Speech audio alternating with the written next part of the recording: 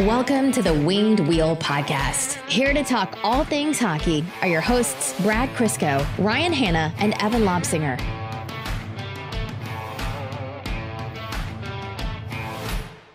I had a thought in my head that we wouldn't do the stupid like crack den jokes, and Evan got onto the call. Like he joined the video call, and he started speaking before his audio was even picking up, and he was halfway through a sentence making a joke about a bowl like smoking crack and the crack den, and it will never not be funny, and now it will always be topical. Look, yeah, people who say like that's going to be a thing and that's why they don't want the team to be called the Kraken, you have 100% you have a point. That will forever be a thing. There is a thing for every team name. The Red Wings will forever be known as the Dead Wings by anyone who wants to call them that. The Sockeyes would have been the Suckeyes or something even more clever. Every team will have it, but at least it's not such a stupid team name like the Golden Knights. The NHL opened the door when they allowed Gritty to be a mascot. They have fully embraced it. They have to take the good and the bad and the weird at this point. Honestly, Gritty is probably trying to weigh the pros and cons of not just switching over to Seattle. It fits his motif a little bit more. It's true. This is truly marketing 101, though. Don't overthink it. Just give the people what they want. Repercussions be damned. So this episode was supposed to be purely based on the mock draft that we recorded yesterday, and we're going to put in this episode with Max and Prashanth from The Athletic. But we're still obviously going to get to that, and that's going to be the bulk of what you hear today. But we are going to lend time first to this Seattle Kraken reveal. Before we do that, quick intro for those of you who still can't tell our voices apart, or any new listeners who are at the beginnings of not being able to tell our voices apart. I'm Ryan Hanna. I might actually smell like a crack den. And I'm Evan. And you can see why nobody knows who anyone is. And welcome to the Winged Wheel Podcast. Well, something fell. It's in my best interest for people to not know who I am. So the mock draft that we're going to get to is a lot of fun and really great, and I regret my picks instantly, which is why you know it's a good one. But before that, the NHL team from Seattle, the NHL hockey team, man, small aside here, I kind of dig the Washington football team. No, I know it's a placeholder. The Seattle Washington Redskins, that team name? Yeah, the Seattle Washington Redskins. That's exactly what they're going to pick. Just like they're going to go with the Seattle Edmonton Eskimos. Well, the numbers on the helmets look cool. Anyways, the NHL team from Seattle put out a teaser yesterday of what to say that they're going to announce their team name in their jerseys, and they threw a lot of curveballs at people. They used the color scheme of the literal color scheme of the fish, the sockeye salmon. I believe it's a salmon, and it's like this tealish. It's like a teal and pink fish. And there was like that kind of imagery everywhere. It was a very like bright video, very soft. There was a fishing net. It used those colors. And I was like, oh, they're going to go with the boring sockeye.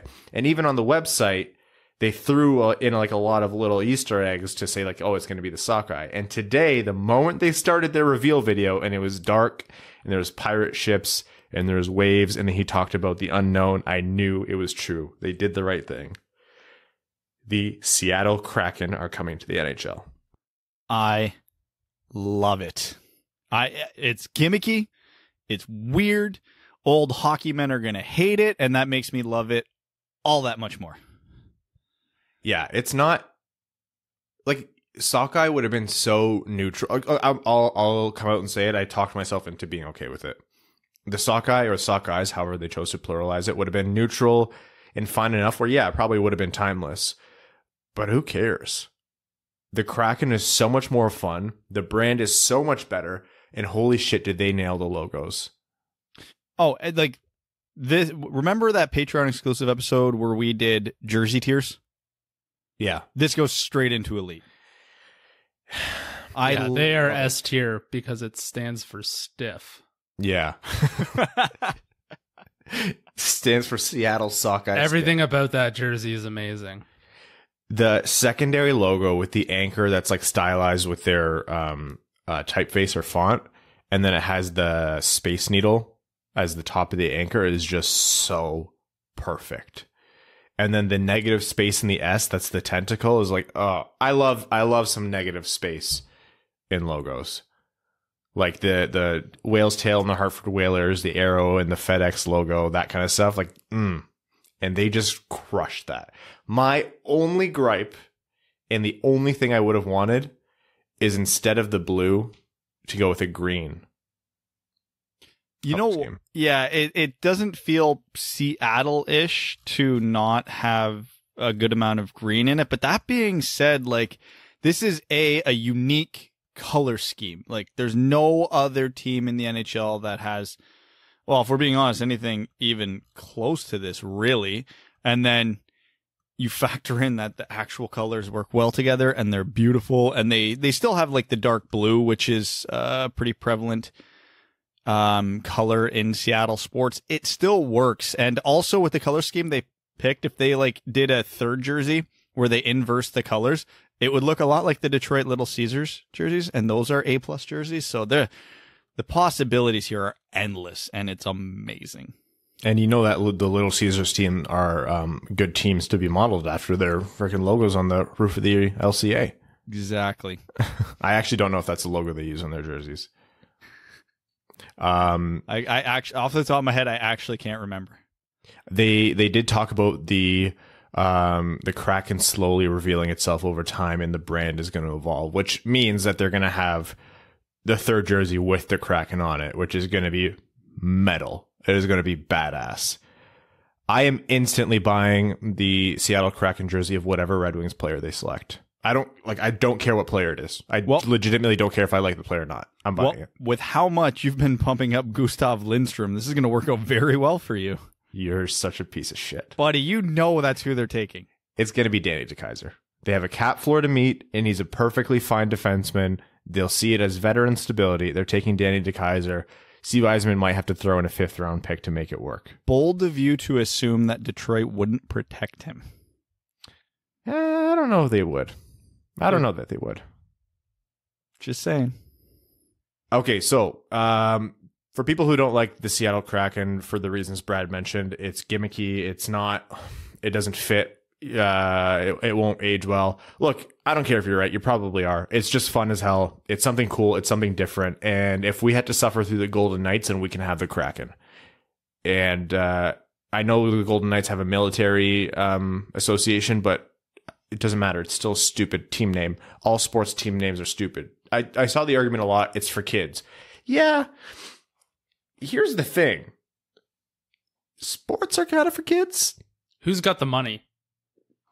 Kids. Do kids have money to buy the tickets? No, their parents do. Do the kids buy the jerseys? Maybe a couple. Technically What's speaking. Your point? Hold on. Do children buy the $1 million boxes at the arenas? Do the children buy the season tickets? No. So they can jump in a ball pit. See, here's the thing. A, the children are the ones who talk the parents into buying everything. And B, based on a majority of the population, and I can include myself on this, my daughters and sons' net worth is higher than mine because they have like a couple $100s in their bank account and I have debt. Yeah, they spend less on recreational hockey than you do. It was only $20 for the hour tonight. That wasn't bad. Evan, please never do that again. Do what?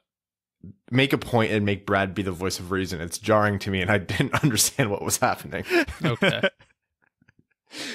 No, look, anyone who hates it, yeah, fine. I get it. It's not your cup of tea. But then there's 30 other teams in the league, or 31 other teams in the league for you to like maybe take the Sharks out of that. I don't know. There's plenty of teams whose names are stupid. Just don't pay attention to this one or hate them arbitrarily for it. But know that there's a large contingent of people who had to eat a lot of crow today because we thought the NHL was not cool enough to do this. I had a tweet drafted with the a Seattle Kraken mock-up next to a Las Vegas Flamingos mock-up saying, rest in peace, Kraken. You're going to the NHL's not cool enough to do this team name and jersey graveyard. And I was so happy to delete it. Yeah, and again, it's sports. It's supposed to be fun, and like you want your team to portray tough and intimidating. And you know what's not tough and intimidating? A fish. A crackhead. A skinny, cracked Pretty out scary, crackhead. Yeah, would you want to run into one of them in a dark alley? I would. Absolutely not. I'll take my chance with the Kraken. The thing is, there's now Red Wings fans who are concerned that Seattle is going to take up the tradition of throwing octopi on the ice. If they do that, no one can stop them. But what they should be doing is throwing squid, recognizing the territory, throwing squid, avoiding trying to cross streams here, and then we have a Cephalopod Bowl every time the Red Wings and the Kraken play. And I know it's corny, and I know some people don't like that, but so are sports.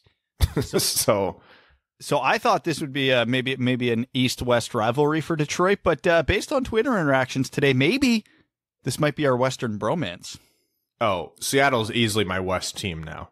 They throw one octopus on the ice, they're now the number one hated team. Yes. Yeah, that also holds true. It will flip on a dime. But I still like Vegas. I can't get off the Vegas train. I said from their inception that I love the city, so I will love the team, and their jerseys only cemented that. I will have a soft spot for the Kraken because those crazy sons of bitches actually had the balls to call themselves the Kraken, and I will respect that till the day I die. It genuinely does take balls to do that. Like the spine it takes to walk up to a crusty old milquetoast league like the NHL and name a team the Kraken. Yeah, it doesn't make sense. Neither does the Red Wings, but that's the best team name in sports. So, so Jerry Bruckheimer, what are you thinking about naming the team after? Mythological squid. Well, cephalopod-like creature. No one knows for sure that it's a squid. Some artistic representation, it's an octopus. Some it's, how do you pronounce that? Up. Evan, you're a nerd. How do you pronounce like Cthulhu or whatever it is? Cthulhu. It's Cthulhu? Even I knew that, Ryan. Yeah, I don't like asking you things because there's an off chance that you're right, and then I have to recognize that you're right. And I don't like that either. Yes, I agree. So besides just the jerseys and besides just raving over the logo and the team name and geeking out, what we will do in the future is start the process of mock expansion drafts. So expect at least one of those to come this summer. That'll probably be a Patreon exclusive. And then we'll be doing more over time as the rules and everything are laid out and established and finalized, and we can start arguing.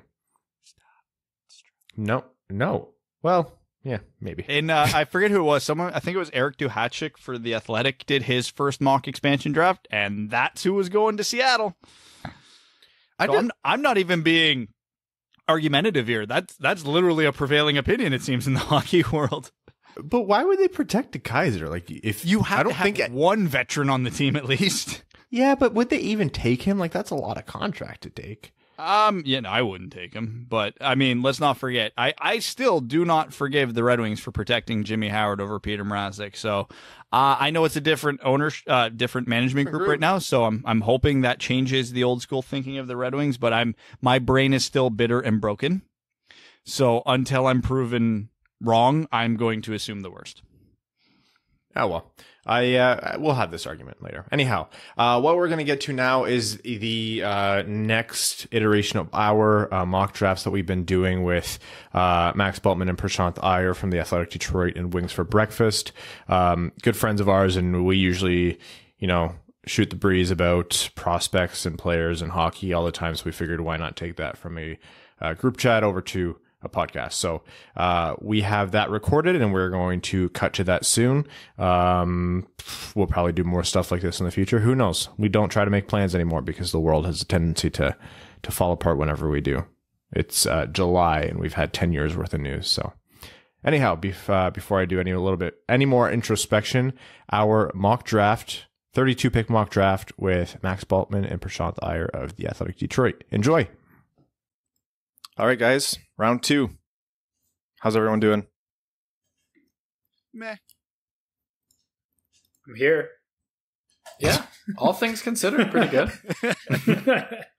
When Max isn't speaking, he just sits like deadpan, like doesn't move. And I was like, is he oh no, he's moving. He's alive.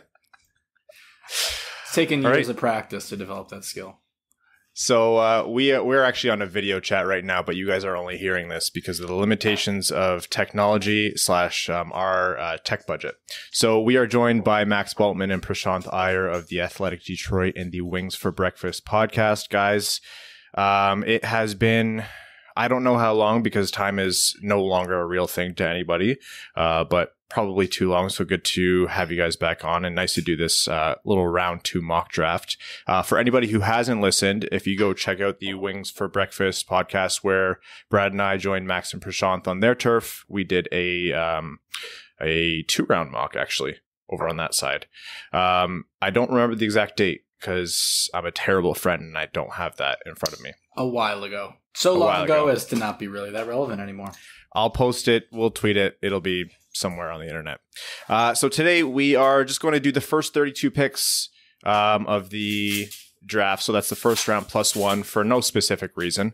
Other than, Detroit picking 32nd. And before we do so, we are going to be deciding our draft order for today. So without further ado, because I have not given you guys any kind of ability to prep here. Nobody knows where they're drafting. I have a list randomizer in front of me. It's very official from random.org. And I'm going to randomize our names and then we're going to know where to go. And, Brad is not drafting first this time. So the first overall pick actually goes to Prashanth. Brad is picking second. Max, you are taking third, and I have the privilege of drafting fourth for the Red Wings. Seems rigged. It almost definitely is. You guys cannot prove that those were the results in front of me, and I will not offer any receipts. That's fine. That's fine. I'm happy with him. So, Prashanth, if you are ready to go, you can kick us off, knowing that this first overall pick is going to go to the simulated Montreal Canadiens. We are pretending that we're pretending that they won that little. That dog is just as angry about Montreal picking first as we are. She does not want Lafreniere in Montreal. Well, yeah, because I was going to put Askarov there, so it's totally fine.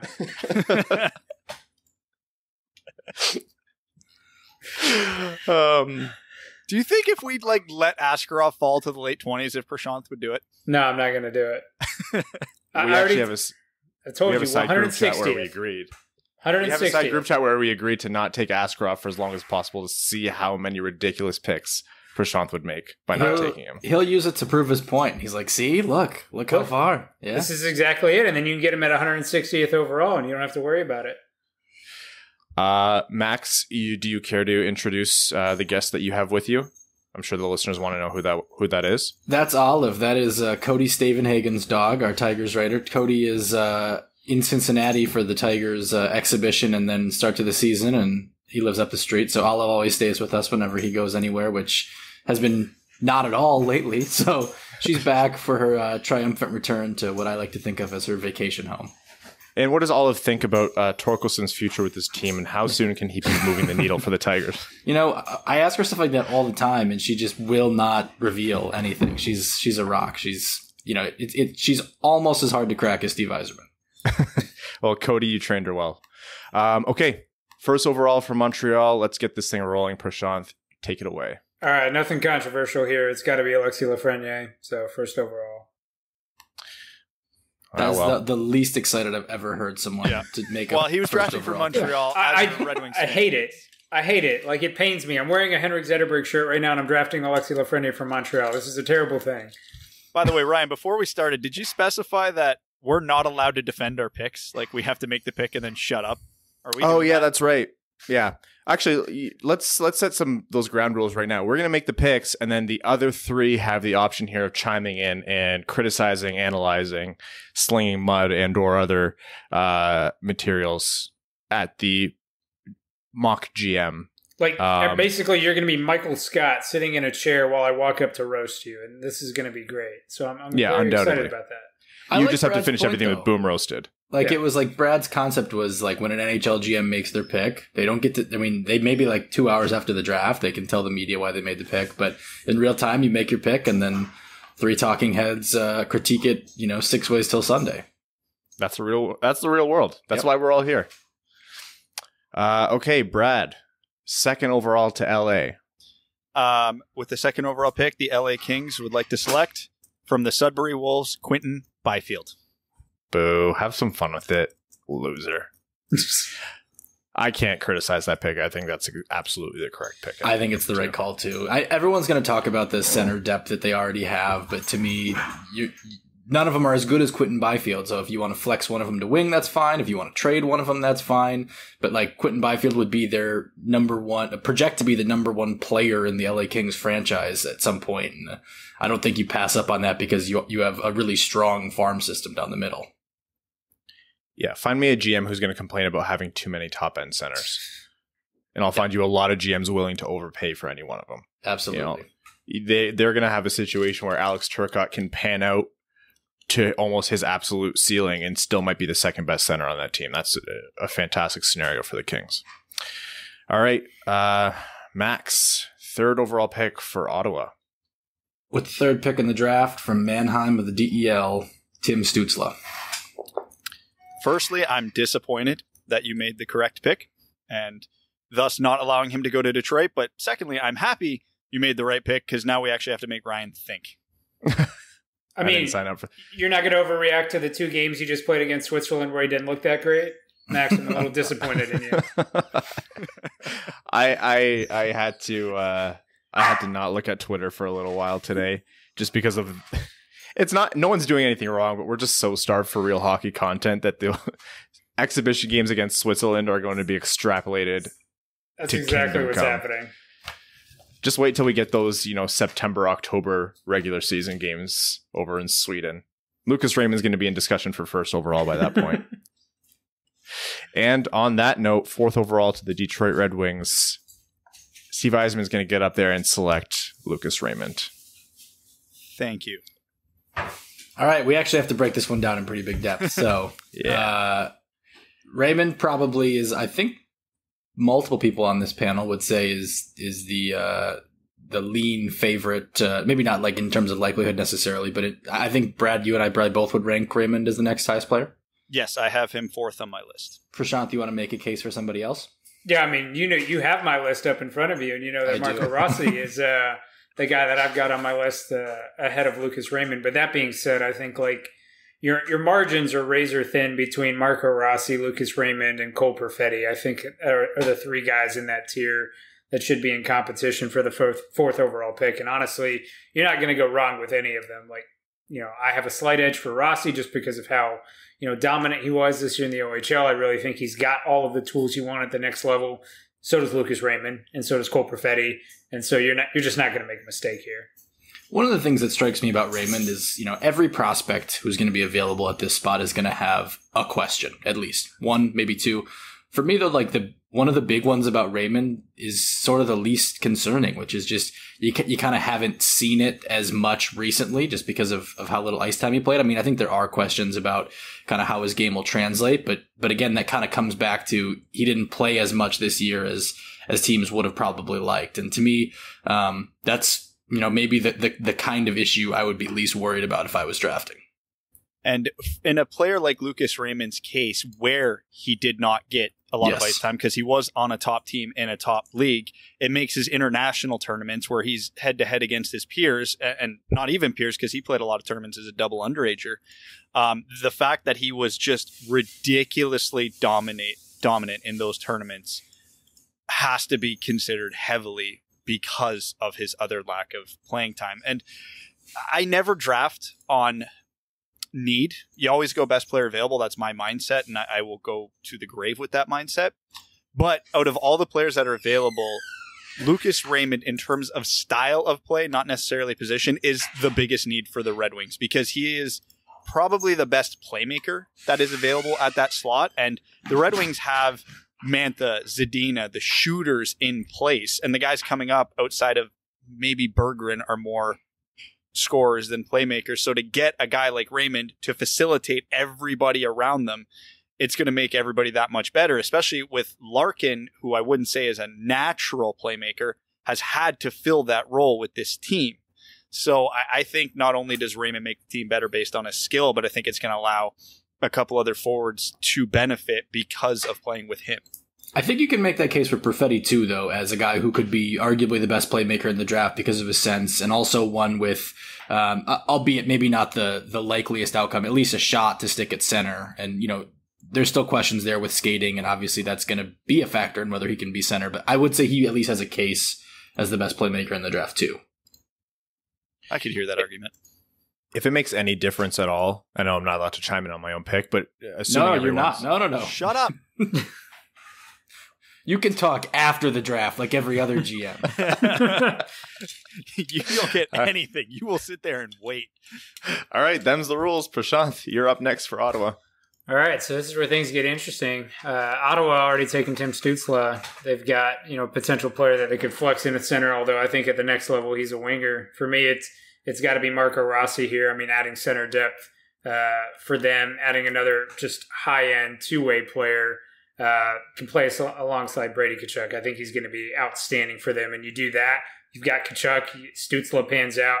I mean, Ottawa's legit at that point. I like that pick, and I'm happy that you just didn't just default to Jamie Drysdale. Like every mock I've seen that has Detroit passing on Drysdale. Because, they got a forward, got to get their defenseman. No, you got to get the two best players. And to me, Marco Rossi is a clear top 5 player in this draft. So I don't care if the Senators take Byfield, Stützle, Raymond, whoever. If they end up with 2 centers in the top 5, great. There's their top 2 centers for the next 10 years. It's absolutely the right call. Right, and Stützle might not end up, Stützle might not end up being a center ultimately at the next level. He could end up playing on the wing, and you insulate yourself a little bit on that. Someone made this point in the comments of one of my articles today. You know, Rossi also provides the advantage to Ottawa that he's probably a little closer to the NHL. He could potentially play as soon as this next season for them. And while I don't think you should be drafting based on who's going to help you the soonest, I think it's relevant, if nothing else. And I like the pick quite a bit. And let's not forget, Ottawa will probably know Marco Rossi better than any other prospect in this draft. So if they're drafting him, they will have no questions. Yeah, that's the biggest point. They have so much familiarity where if you think that Ottawa's going to make a pick that's not Jamie Drysdale, which seems to be, like Brad mentioned, the consensus amongst the talking heads and those who pick this thing apart to hell and back, then Rossi makes the most sense there. Okay, next up for the Anaheim Ducks, 6th overall, Brad. With the 6th overall pick, the Anaheim Ducks will select from the Erie Otters, Jamie Drysdale. I think Anaheim's going to be extremely happy if this happened. I mean, I don't know the last time a defenseman went outside the top 5. It's at least 10 to 15 years. So I think they'd have to be very happy at this point. I mean, they have some good defensemen, good young defensemen in the system. But to get a guy who might be the top defenseman in the draft at pick 6, I'd have to think that's a pretty favorable outcome for them. Yeah, I think Anaheim lucked out a lot last year by having Trevor Zegras fall all the way to 9 and then picking him up. And I think they would feel much the same way having someone on the blue line drop to 6. You know, you remove the players in front of him or you just kind of don't consider who they are. Would you predict that the top defenseman in the draft falls to 6? No, like Max mentioned, it just doesn't typically happen. But if there's ever a year where that's going to be the case, there's a hell of a lot of players who you could justify taking in those top 5. And that's not a knock on Jamie Drysdale. It's just an extremely stacked top end of this draft. Regarding Jamie Drysdale, I'm not sold on him being a Makar level draft pick. I don't think a lot of people are. I don't think he's a bona fide number 1 certainty, but I think that is his ceiling. Like he could reach those levels. I think the team that's going to get him is going to get an excellent skating defenseman, an excellent puck distributor, a guy with really, really great offensive sense from the blue line. That's probably better than 6 overall draft value that Anaheim would be getting there. And I don't think any of the 5 teams ahead of him would have done anything wrong for that to happen. Yeah, I mean, Drysdale's an interesting pick for Anaheim because, like you said, Max, the Ducks really do need defensive prospects. Like they've done a good job in years past of getting them. You know, they've drafted guys like Shea Theodore, Josh Manson, things like that. But they just... Right now, their cabinet's completely bare. I mean, you could argue their best defenseman is like Henry Thrun, who they took last year. They're just kind of bare in that sense. And so Drysdale makes a sense, from a lot of perspectives. And again, Anaheim just has not had a lot of high picks, so they really got to hit this one out of the park. If Drysdale is who they think is that guy, then that's fine. But I'm going to, shame you because I don't think Drysdale is the guy that should go there. I don't think he's the highest player on my board at this spot necessarily, but I think it's a very realistic. I guess part of it comes down to, are we drafting for what we think will happen or what we would do? But that's always a question in any kind of episode like this. Yeah, I mean, if you're Anaheim, you can't pass on him, right? You can't pass on Drysdale if he's sitting there at 6 when your best defenseman is Henry Thrun. I've stopped answering the question of are we predicting or are we picking who we think should go? Because it's impossible because we always blend between the two. So the answer to that is yes. Okay, Max, you are up 7th overall for the New Jersey Devils. The New Jersey Devils will select from the United States National Team Development Program defenseman Jake Sanderson. Oh. Couches start burning in New Jersey. So I haven't had to be very critical of any picks so far because the draft went literally in my order of my draft rankings up until here, where Max has jumped to pick to my 14th ranked prospect at 7. So let me start by saying I'm not a Jake Sanderson detractor. The reason I don't have him as a top 10 pick is a matter of ceiling. He is your classic high floor, low ceiling pick to me. And I'm sure it's a position of need for New Jersey. They are barren on defense, and they were probably furious that Drysdale went the pick before them. But they have 2 top 10 picks. If they were so desperate for a defenseman, they could, or 2 top 10 picks, right? They could have risked getting him at the next pick or even going off the board for another defenseman, which I think I would have preferred New Jersey to do, because to me, having Cole Perfetti and Alex Holt still sitting here is way too tempting to pass up on because, man, I have a hard time seeing both of them fall out to the top 10. But crazier things have happened. The Red Wings did get Joe Veleno at 30. So, I mean, what I'm going to say is I think actually this is a likely scenario. I think it's very likely you see Sanderson and Drysdale go, and you do see one of Perfetti, Rossi, or Raymond sitting outside of the top 7. And as well as Alexander Holtz and Anton Lundell, like these are going to be guys that are going to slide. And I think it's very realistic for the reason you said, Brad, that New Jersey, again, doesn't have a lot of defensemen. They got Ty Smith, not a whole lot else. They've drafted heavily on forwards in the last few years. So, again, if you're thinking about being New Jersey and drafting for need, I mean, this is a pick that makes sense. But I'm with you. I've made my case multiple times that I don't think his ceiling is there. You're kind of throwing a dart and hoping he's Nicholas Hjalmarsson, but you're kind of hoping, or you're kind of expecting that he's not going to be that.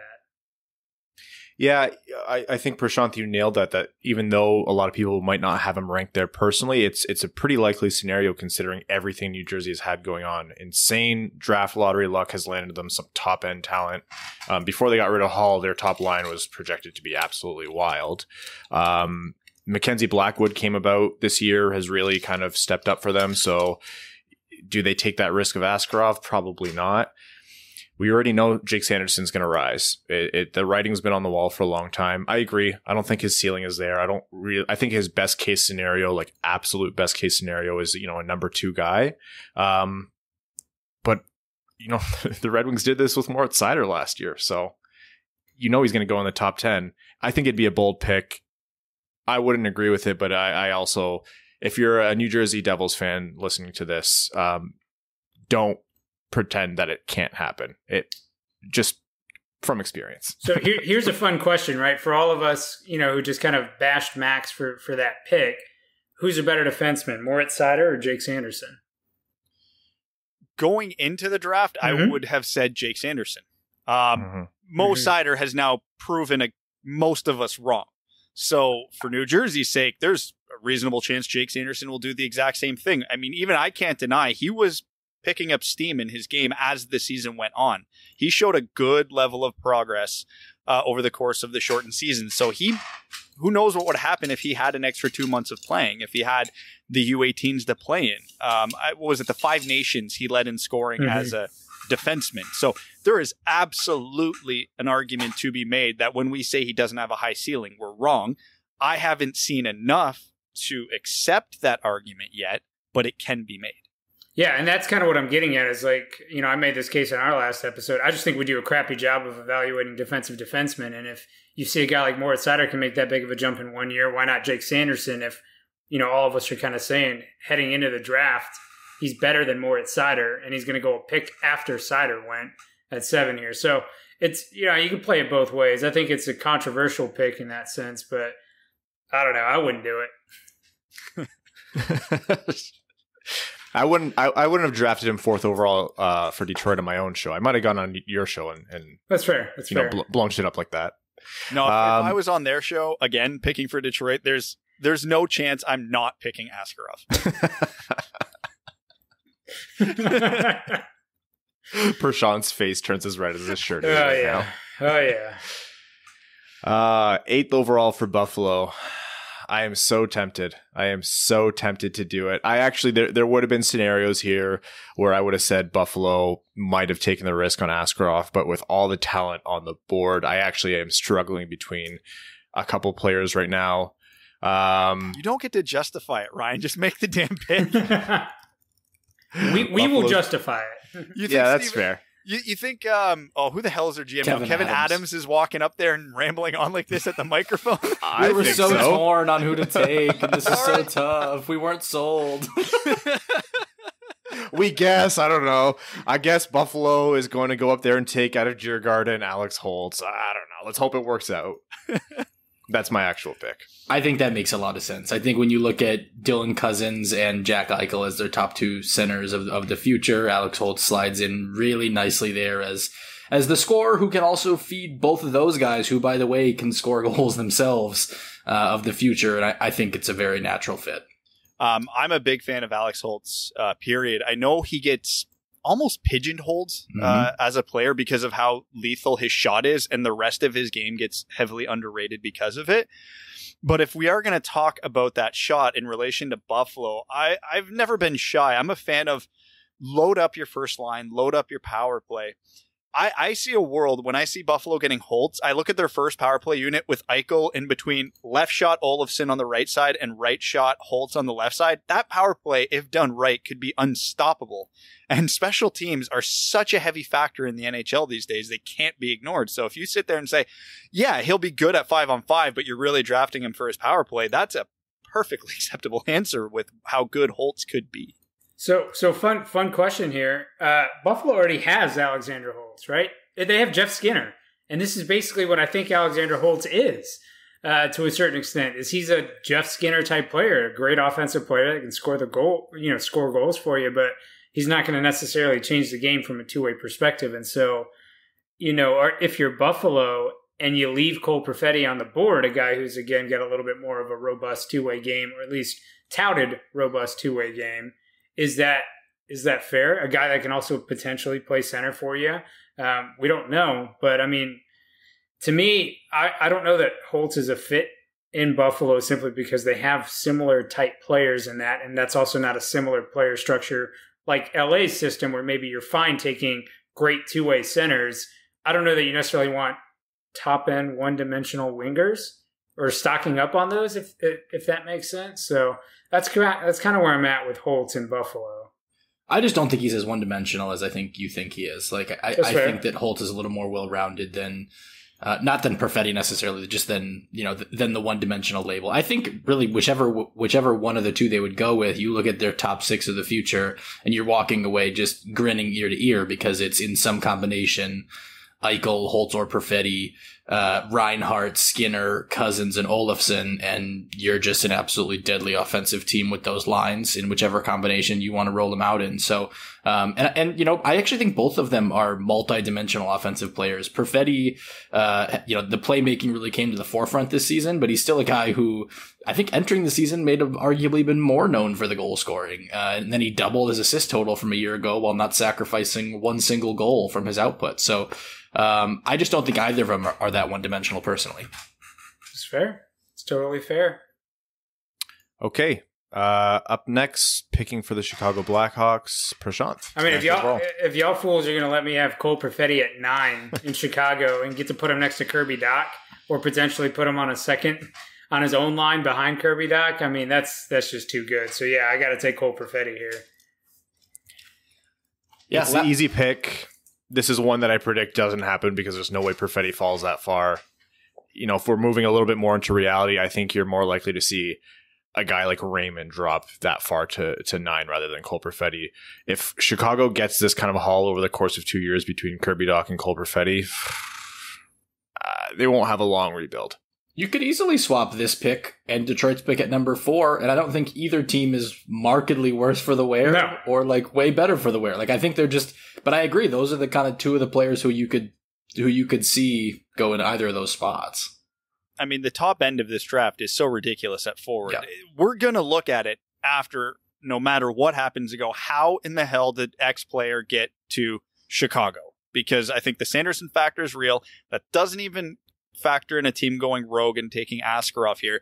There's a reasonable chance that Holtz, Raymond, Perfetti fall out of the top 10 entirely, which is crazy to think about. But when you actually look at the reality, not out of the question. So I talked about this on a previous episode, and this is stemming from a conversation you and I had, Max.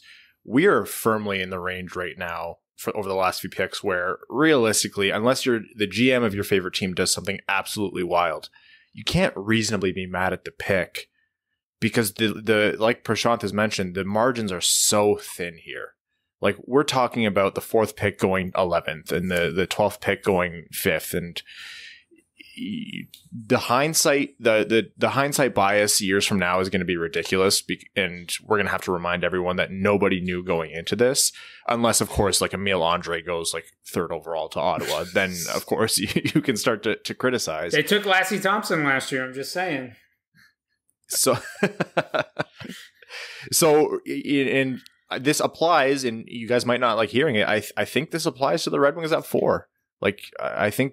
Unless you're drafting the top 3, you're firmly in the range of what happens, and it's probably just as good a pick as anything else until we see otherwise. And the point that Prashanth makes so often on our show is like you have to judge these things partly in the context of how well can you develop this player, because that's a big part in how these things look in hindsight. Is it's really easy to say, oh, they passed on that guy who became a stud, but you have no idea if your team was going to develop him the exact same way or to the exact same degree that the team that got him did. And so I think that has to be, considered in any kind of draft analysis like this. So certainly I have Cole Perfetti multiple spots higher than this on my board. I won't, necessarily say where right now, but, second.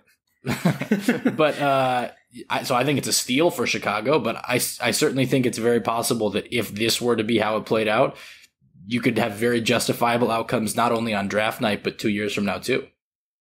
So the takeaway here is that nothing matters. That said, 10th overall, Brad, for New Jersey. The New Jersey Devils. So, seeing as they took Jake Sanderson at 7, I am going to take Anton Lundell. They now have a crazy group of centers because they've had 2 number 1 overall picks and a top 10 pick. Like Lundell is their 3rd line center. I mean, there's almost no way around it. Yeah, I mean that's basically it. With they're loaded. Yeah, Lundell is one of those guys who, I think in a lot of other drafts, you'd be looking at probably 5 spots higher, up to 5 spots higher. So that would be a great value pick. I think he's going to be a great value pick for whoever takes him. I also think he is potentially going to rise a lot, and he might be a surprise pick for teams in the top, 5 or 6 of this draft that we might not be anticipating. All right, Max from Minnesota. Wait, hold on, I want to add one more thing on. I'm not as wild about Lundell necessarily, but I think one of the interesting, just in terms of upside, Prashanth is, and I think maybe we should have him weigh in here because I know he likes Lundell's game. But one of the crazy things about New Jersey's situation is they almost don't have to care. If he doesn't have crazy upside, then he's probably going to be a really, really strong, comparatively 3rd line center who can play, tough minutes. That's his reputation. And if he does, then you can flex Jack Hughes to the wing if you want and make him your 2nd line center. So I think New Jersey's in a very interesting position to take this kind of flyer. But Prashanth, as someone who likes Lundell's game, I think quite a bit. What do you have to say about him? Yeah, I mean, I think he gets overshadowed a lot just by, again, the talent of Raymond and Holtz in the SHL, and he gets overshadowed by all of the great OHL players as well. But we're talking about a guy who was playing in the top Finnish leagues, one of the top, 5 leagues in the world, arguably, up there, when we're talking about leagues behind the NHL, obviously the AHL, KHL, SHL, and then Liga is kind of right in that territory. I mean, he was playing at that level, playing solid minutes, and scoring decently well. I mean, he was not particularly far behind some of the other guys that have gone in recent years out of league, like Patrick Laine and things like that. His points per game was not super far off. I think he got derailed a little bit by an injury right around the World Junior Championships time that kind of curbed some of his momentum and really caused him to fall off the list to a certain extent because, again, when a lot of people were talking about him at the beginning of the year, this was a guy that had top 5 talent. So, I think he's got the size you want. He's got the ability to work with the puck. Great shot. Doesn't need a lot of time with it. And is already playing at the top level in Finland and is going to continue doing so. And I think if Liga is able to get restarted before the draft happens and he has a strong start to the season, he's a guy that, like you said, Ryan, could start to move up the boards. Okay. Max, Minnesota 11th overall. Are you going to do it, man? I am. Out of SKA in Russia, Yaroslav Askarov, the goaltender. All right, I'll jump in first and give the positive view before Prashanth comes in. So to me, with a high pick, it's all about the home run swing. If you're picking this high in the draft, you better not be drafting a third line winger or a second pairing defenseman or whatever. And to me, at least on my board, we're past the list of skaters who I can say confidently are going to be impactful top 6 forwards or top pairing defensemen. So that being said, nobody in this draft has a better chance to be a franchise goalie than Yaroslav Askarov. He is the biggest risk probably taken in the top 20, if not top 30. But if he hits, Minnesota's set at the most important position for the next decade. And let's be honest, Devin Dubnyk is not good anymore. And depending on how you feel about Kakkonen, maybe they're all right. But to me, Minnesota is one of the very few teams in the top half of this draft where it makes sense to take the swing on Askarov. Yeah, I'm not ever going to pretend that I would be the one to take Askarov. I couldn't reasonably get up there and do it and take a top 10 pick or a top 11 pick in this situation in such a top heavy draft and spend it on a goalie. But Askarov has that outlook to potentially be a game breaker. But like we say constantly, goalies are voodoo. Wouldn't be me, couldn't be me, but I can definitely see this happening for Minnesota, and I couldn't possibly criticize them. Just as a small aside, I'm 90% positive Ryan is the one who took Askarov when we were on your podcast. You're 100% correct. You're 100% correct. So, well, that's when I was predicting what would happen, of course. So I hate it for obvious reasons. all of the reasons. It's a terrible pick. Don't sugarcoat it. There is no sugarcoating it. I've had 2 glasses of whiskey as asked to do. So, when you're going about this, number one, Minnesota already took a goalie in the second round last year. They took Hunter Jones. So, there's that piece where are you going to burn another top 2 round pick on a goaltender? I think the second thing is you have Kaapo Kähkönen moving up the ranks. Like, let's see how this plays out. But really, third, just look at the variance in goaltender performance, even for the truly elite guys from year to year. It's just not there. You have a really crappy year from Carey Price. Sergei Bobrovsky is completely submarine Florida's cap situation. Marc-Andre Fleury now is getting supplanted to a certain extent in Vegas at $7 million a year. Henrik Lundqvist was playing, half the games this year at $8.5 million. Connor Hellebuyck's got a good contract right now that, Winnipeg was able to lock up. But a guy like Braden Holtby, again, is getting challenged by Ilya Samsonov, and he's making $6.1 million and is due for another contract. You just don't pay these goalies a lot of money because from year to year, their performance just drops off substantially, and it's so hard to predict that even if he is a franchise goaltender, what does that even mean? Like, does that even mean he's going to be good year in to year out? I don't even know that. Very few goalies have been able to sustain year in to year out that elite level of production. So unless you are confident this is Henrik Lundqvist, this is Tuukka Rask, this is John Gibson that's going to do this year in, you can't make that swing. And so I said I'd take him 160th, and he didn't make it there. So I'm glad about that. All right, an altogether tepid response from Prashanth. Sorry, guys, for such a dull episode here. I think this is myself up next, 12th overall for Winnipeg. They are going to take from the Ottawa 67's Jack Quinn. We'll let the negative start this time. Prashanth, have at it. I mean, good shooter, scored some goals, scored 50 goals, right? That's an impressive achievement in the OHL. But to me, there's no one, this argument gets brought out a lot for Marco Rossi that, he benefited a lot from playing on a stacked team. To me, there's no one that benefited more from playing on a stacked team than Jack Quinn. I think if you dropped Alexander Holtz in Jack Quinn's spot, Holtz would have scored 70 goals. I think that's the kind of environment that Jack Quinn was playing in. Now, don't get me wrong, the guy's got a great shot. I am unconvinced that he's going to be able to create his own space at the next level. And sure, playing in Winnipeg, where maybe you're playing with Mark Scheifele and guys like that, they can get you open ice and they can get you the places you need to be. I am unconvinced that his goal-scoring ability is going to immediately translate at the next level. And I'm also unconvinced of his two-way play. So the positive outlook on Jack Quinn, to me, is he's one of the bigger wild cards in this draft because I'm not sure we've fully seen Jack Quinn yet because he did not even make the OHL in his rookie year. His first full season in the OHL, it was lukewarm at best, and then this season came out of nowhere, and the only reason he wouldn't have got drafted if his birthday was earlier. Because he's a late birthday. So he's an 01. So he wouldn't have had this 50-goal season going into the draft if he wasn't that late birthday. I still think there's room to grow in his game. He's known for his shot, but I do like his hands. I do like his vision, and I do like his ability to create in the offensive zone. I know people see Rossi and Quinn on the same team, but they did not play on the same line. Right. That being said, for basically every road game, that it meant Jack Quinn got a favorable matchup. So it did affect him in a positive way.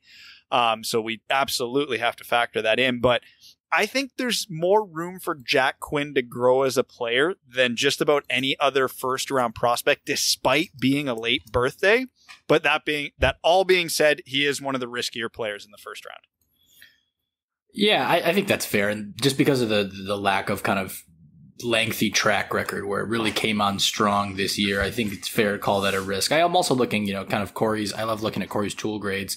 He does have a 65 on his sense, a 60 on his puck skills. He notes that he played on the penalty kill for Ottawa. I think there's the right kit there to have kind of a well-rounded scoring winger. But your question ultimately is, am I drafting a well-rounded scoring winger on the top line or in the middle six? And if it's not, the top line, or at least feeling good about it being a good second liner, then there is a case that it's a risk. That said, in this tier of players, I don't have a problem with this pick at all. Yeah, and that's fair. Like, you bring it back, and again, like we talked about margins being razor thin for the guys in the first part of the draft. I think the same holds as you move between arguably 11 and 20, 11 and 25. You can say that, again, the margins are relatively thin. To me, though, I honestly believe the opposite of you, Brad, that as a guy as physically developed as Jack Quinn is at this point, I don't know that physically he's going to be able to round out his game as much. And you're going to have to ask him to make huge strides forward from his actual skill set. And that's where I'm a little bit concerned that he just doesn't do that at the next level. He did benefit a lot from having Rossi play in front of him so that he could, again, take advantage of some of those matchups. Almost 40% of his goal scoring is special teams this year. He's a guy that wasn't on the map really at all prior to this year, and that does scare me because, to me, a certain extent, when you're talking about these top prospects, these are guys that have consistently outperformed their peers at every level along the way, and then these are guys that you're already on their rate, like they're already on your radar coming into this draft year. Like Alexis Lafreniere has been on everyone's radar for 4 years. I mean, Quentin Byfield to a certain extent. A lot of these guys have been on the radar for a while, and there's not a lot of movement. To me, a guy that makes such a substantial jump, going from half a point per game player last season to, again, now being a 50-goal scorer on a loaded Ottawa 67s, that's very scary for me. For me, it's not even the progress of his skill set to me, which is what would be air quotations, exciting. It's because like Max was saying, his tools are there. I don't think there needs to be much improvement on his shot or his hands at all. He played AA hockey growing up. He did not play in the OHL. He played 2 seasons in the OHL. That's all the high level hockey he's played. To me, for reference, AA hockey is what I played. So yeah, he played a lower level than I did, and I suck. So that's saying something. But it's his understanding of his game. He's still learning the nuances of the game, how to penalty kill, how to play defensively, how to create even more space for him in the offensive zone. So I'm curious to see, as he gets a better understanding of truly high-level hockey, how his skills will adapt to that. Prashanth, have you noticed that Max only drinks when you're speaking? I mean, he's had to do it all year. I'm certain without video, he's been doing the same, because once I go off on a rant, like, you just got to take a swig to get through it. So, for one, I don't think that's true. For two, I was going to bring that up at some point. This is the first time Prashanth and I have ever like chatted semi face to face. Which I need to say this out loud. If Craig Custance is listening, Max looks like you but has more hair. So I'm just going to say that out loud for everybody. I can never make the hair joke because Brad's hairline is so annoying. It is timeless and it never recedes. Mine's retreating, so if I have more hair than Craig, it's not for long. Mine's very creatively placed. You guys can see the tomfoolery going on. It's very nice. It's very nice. Prashanth, because of that compliment, you get to go next for the New York Rangers, great. 13th overall. Very excited. So obviously, New York Rangers, they had an exciting year last year with Capo Caco. Get to add another outstanding winger to their stable of players. Seth Jarvis is going to go here at 13. I mean, if you're loading up with Panarin, Jarvis, and Capo Caco, you're just going to be set for a while. And honestly, if they're for the type of player Seth Jarvis is, there might not be a better player in the NHL for him to learn from than Artemi Panarin. Honestly, he's Artemi Panarin light in the sense that he's not that big guy. He's not that big. Terrific understanding of the game. Terrific hands. Great playmaker. Good enough shot to finish. Again, he's just on the smaller side and not crazy fast, which we've been talking about for months, is like half of this draft. Oh, tremendous skill, undersized, not great skater. That's this draft in a nutshell, but Jarvis is on the higher end of that group. So I think he'd be going to a very favorable situation in New York, and it's a good value pick for them at that point as well. Go ahead. Yeah, that's a pick that makes me that's what I was torn between Jack Quinn and Seth Jarvis, and of course it's making me regret it. But Jarvis is that guy where he's almost the poster boy of one of many poster boys to show you the kind of talent that's available in this draft. Jarvis at 13, like I keep saying, I sound like a broken record here, is an insane value for the pick, but you couldn't fault the 12 people ahead of the Rangers who that were selected. Ask rough.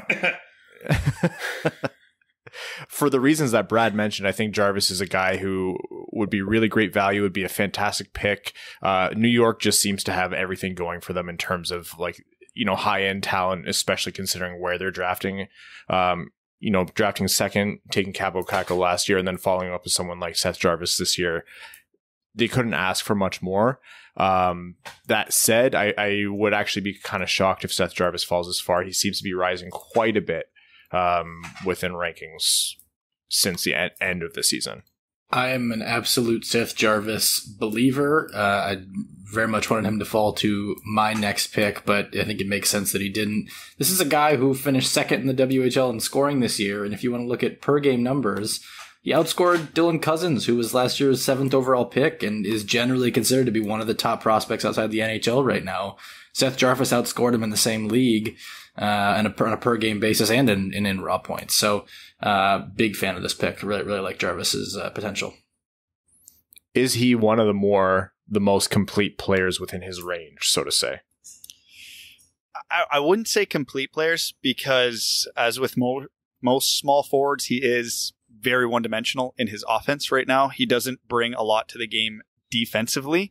Obviously, as with anybody with his skill set, it could be taught because with his skills, he can do whatever he wants on the ice. He's just got to do it. his reach will be an issue. His skating might be a bit of an issue in the defensive zone. But, I mean, with the way the Rangers are built right now, I wouldn't be super concerned if I was them. I'm also not sweating complete as much in this range of the draft. Like at the top, it's great to want Mr. Do-It-All, and that's what you should want. But once you're outside the range where there are people who truly do it all, like stressing too much over compete can make you look for like few or no weaknesses rather than like clear-cut strengths. And at this range in the draft, I'm looking for a guy who can really pop, and I think Jarvis is that. Yeah, does that lead you to make picks like Michael Rasmussen? On that note, Brad, 14th overall for Florida. All right. So we're at the part of the draft where it's just kind of throwing darts. So with the Florida Panthers are proud to select Rodion Amirov. So it seems like Max wants to take the first commentary there as he made a big face after that. Well, yeah, I mean, I wanted to draft Rodion Amirov, and I think for good reason. I mean, this is. I mean, I guess it's not totally clear at this point whether he is a center or a winger, but again, I'm not stressing that much about it. He's just a guy who, yes, maybe on the older side of the class, but he's shown a lot. He's got the right tools in terms of skating skill. Since Corey's got 60 on his skating, 60 on his skill, hockey sense 55. That's above average or better in 3 very important traits. And he's a guy who, while he is a little bit older for this draft class, I think you have to be fairly happy with kind of the rate that he's developing. He got into 21 KHL games this year, wasn't super productive in them, but was very productive in the MHL. So, I was also hoping to draft Rodion Amirov at the next pick. Yeah, I mentioned this, I think it was last episode. Rodion Amirov, I have a suspicion that he might be that kind of guy who's just being suppressed a little bit by the strength of talent in the KHL. Like Max mentioned, he excelled in the league below there in Russia, but didn't do much in the K. And with the amount of skills, the amount of raw skill that he has, I feel like this is a player who has a high ceiling above him that he just hasn't had the opportunity to realize. That's a big, heavy swing at the ball, of course. There's a lot of risk involved with that, but for a guy who skates as well as he does and has the kind of ability with the puck that he does, that's a kind of talent that's really difficult to teach. I've had a couple Red Wings fans ask if he's a guy to target at 32, and I don't think there's a chance that he falls there. He absolutely will not be there at 32. Okay. Prashanth, did you want anything on Amirov, or do we want to move to overall here? To just echo what you guys said, I think it's important to state that while he got into 21 KHL games and didn't look super impressive, the KHL is the best league. That's not the NHL right now. And I honestly think he was just too good for the MHL at a certain extent. So he just got caught kind of in this no man's land where he was probably too good for the league that he was in. I mean, he was averaging 5 shots a game in the MHL games. Like, that's just ridiculous. That's what Lafreniere was averaging in the Q this year. And so, he I think was too good for the MHL, struggled a little bit in the KHL, but he's a guy that I think you put him in that league, you put him at that next level, he's going to continue to get better and better. Okay, Max, for the Columbus Blue Jackets, you are Kekalainen, 15th overall. With the 15th pick in the draft, the Columbus Blue Jackets will take Dawson Mercer out of Drummondville. All right, I guess I'll start. I like Dawson Mercer. I like his complete game. I have questions about what his ceiling actually is. He's a talented player, but he's not that Seth Jarvis, Rodion Amirov type where you look at him and the skill is very obvious. I think he could fill a role as a good two-way forward who will give you a lot of offense. I think he'll be better as a complementary piece in a top 6. Not that he's the same player as Tyler Bertuzzi, but something in that kind of role. That being said, if you're getting a Tyler Bertuzzi type in the middle of the first round, that's not terrible. Anyway, so that would be, I think the team would be content with that pick. I think Columbus is a team that loves these types of players, so this pick would make a ton of sense for them. I think Tortorella could work wonders with him. It's just, is he a first-line guy, second-line guy, or a third-line guy? I don't know. Yeah, I mean, I think part of the hype on Mercer kind of faded after he got traded midseason, because he was off to just an outstanding start in Drummondville, which is where, Joe Veleno was playing. I mean, he had, 42 points in the first 26 games with Drummondville. And then after he gets dealt, he's, I think, just under a point per game and didn't really find his role on a really good Chicoutimi team. So I think that's the problem to a certain extent, is he struggled to adapt with that trade, and maybe some of the luster fell off. But I do think he's a guy that's got really solid offensive talent. And part of the reason the hype has dropped is after that trade, he just didn't produce the same. Yeah, I'm happy I was muted because I had some choice words from Max, who for taking Dawson Mercer there. That would have been my next pick. Just echoing what those guys have said, I don't really. For the love of. Sorry, everything just crashed on me. Can you guys still hear me? Yeah. Yep. Fuck's sake. Did we lose the recording? No. If you guys can still hear me, then we didn't lose it. It wouldn't lose the recording regardless. It's all backed up online. But this platform's also a colossal pile of shit. Tell us how you really feel. Yeah. Sorry, let me just pull this back up.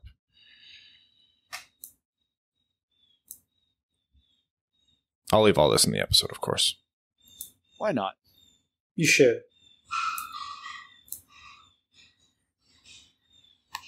Okay, I'm going to pick back up. Yeah, Mercer's, I think, an extremely smart player. I've seen quite a bit of talk about his two-way game as well as a centerman.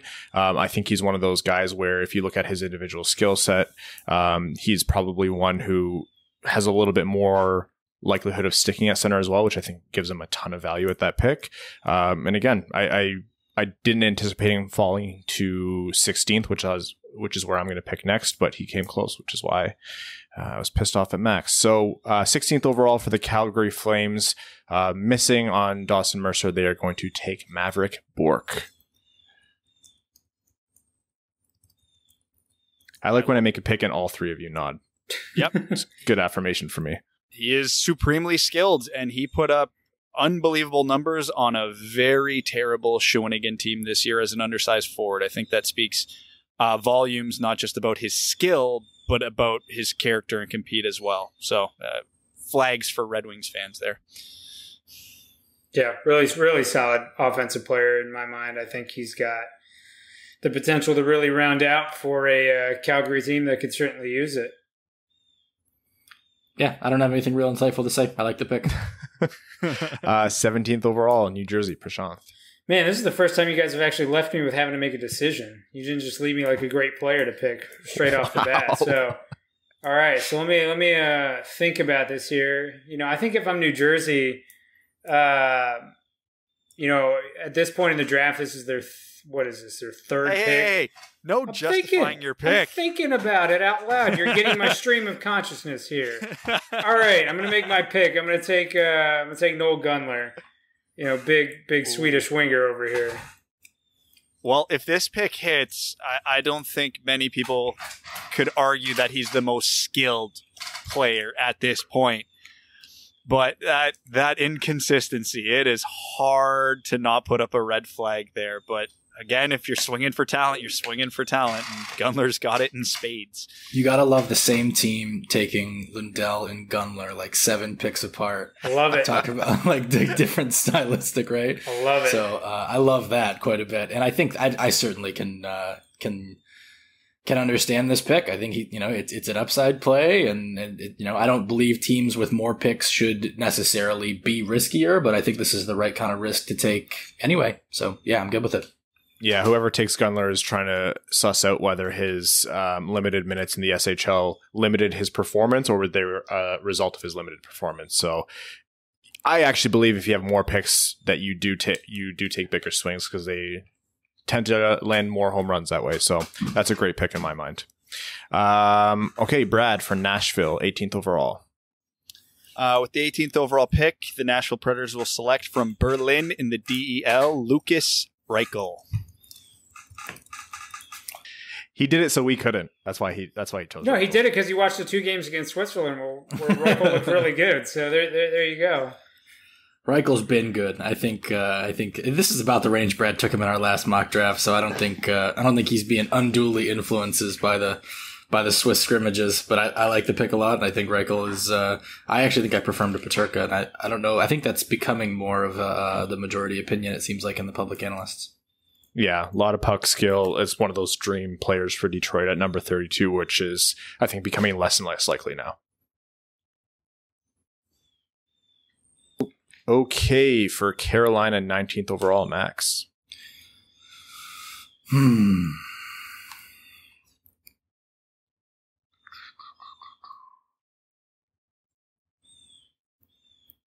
Brendan Brisson from the Chicago Steel. Would that be considered a reach at this point? I think it'd be a reach from McKenzie's list. I don't think it's a reach at all. No, Brisson's a fascinating case to me because the tools are there, the production was there, but he was an overager playing in the USHL, and not a lot of players in that position go in the first round because typically players his age and his position are in the NCAA at this point, and the Chicago Steel were stacked. So when I watch Brisson, I'm a believer. I love the skill, I love the sense, but I can't shake that thought in the back of my head of thinking, well, he shouldn't even be here. You're evaluating Brisson. Do you not have to take the same approach as you do taking, for example, Noel Gunler, who you know what the SHL is, but you don't have as good of an insight into him because he's not playing as many minutes. Brisson, who's performing a ton, but you have a hard time assessing the USHL. Is the amount of risk there really that much different? Because if you look at him, he has a ton of skill. He has a ton of, if you look at his individual assets, the guy's there. His coaches and his teammates swear by him. And there are a lot of people who are picking up on him and saying that this guy's not going to have that difficult of a time translating from the USHL into his next step. But, and I'm about to make the argument for the dumbest reason to ever not draft a player. If you're the GM of this team, do you really want to negotiate with an agent negotiating for his son? Yeah, Pat Brisson would definitely he would have a lot of a vested interest in this one. Although I don't think he is the hardest agent to negotiate with right now. I think there's some more unpopular ones amongst GMs. Well, he could be Pat Brisson could be negotiating for his retirement here as his son takes care. It's fair. I don't know for certain if his dad's his agent. I know he can't talk. I don't know. I honestly don't. Pat Brisson. Brendan Brisson. Let's look. Yeah, that's not going to turn in way too many results for you to find. I know there's a relation there, but I'm not sure what it is. Okay, so I think I am the next pick up here. Yes, for Edmonton, 20th overall. By virtue of the fact that I don't think he should be drafted this far down the list, I am going to take out of the dub Connor Zary from Kamloops. He was due. Supremely skilled. The numbers are there. Small forward, lot of skill, good offensive numbers, not the greatest skater. I'm just going to repeat that again. And late birthday. He's just this class in one player. Exactly. He is the 2020 draft. If there's one thing to me that maybe separates Zary a little bit from everybody else behind him that fits this description is he is the quote-unquote competitor, the Steve Yzerman special. He busts his ass on the ice, and you combine that with skill. Those are the types of players you bet on. Not necessarily to be a first-line 90-point guy, but I have a hard time seeing him not making the NHL and making an impact in the NHL in some meaningful capacity, whether that's as your above-average third-liner who really brings a good team to the next level, or if he does end up playing a significant top-6 role, which is very possible for him. Corey's got him 10th overall on his list. Scott has him 13th on his. But I know that Prashanth, because I have the hack login to his list, has him more toward the end of this tier of players. So, Prashanth, why don't you tell us why not Connor Zary? Yeah, he's a guy where his production is a little bit deceiving. It's a little bit of a throwback to Michael Rasmussen out of the Dub in that almost half his production is on the power play, and a lot of it is driven by secondary assists. And so at least at the NHL level, we've seen that secondary assists aren't necessarily a repeatable process because, again, remember, you could literally be leading a breakout from behind your net and you just pass it up to, Sidney Crosby, and he goes and does something ridiculous and scores a goal. I mean, you get an assist for that. And so Connor Zary, a lot of his production is power play, secondary assists. And to me, that kind of scares me a little bit when you're already talking about a guy who's almost as old as you can be to be in this draft. Not that big. I don't know that he's going to develop all that more physically.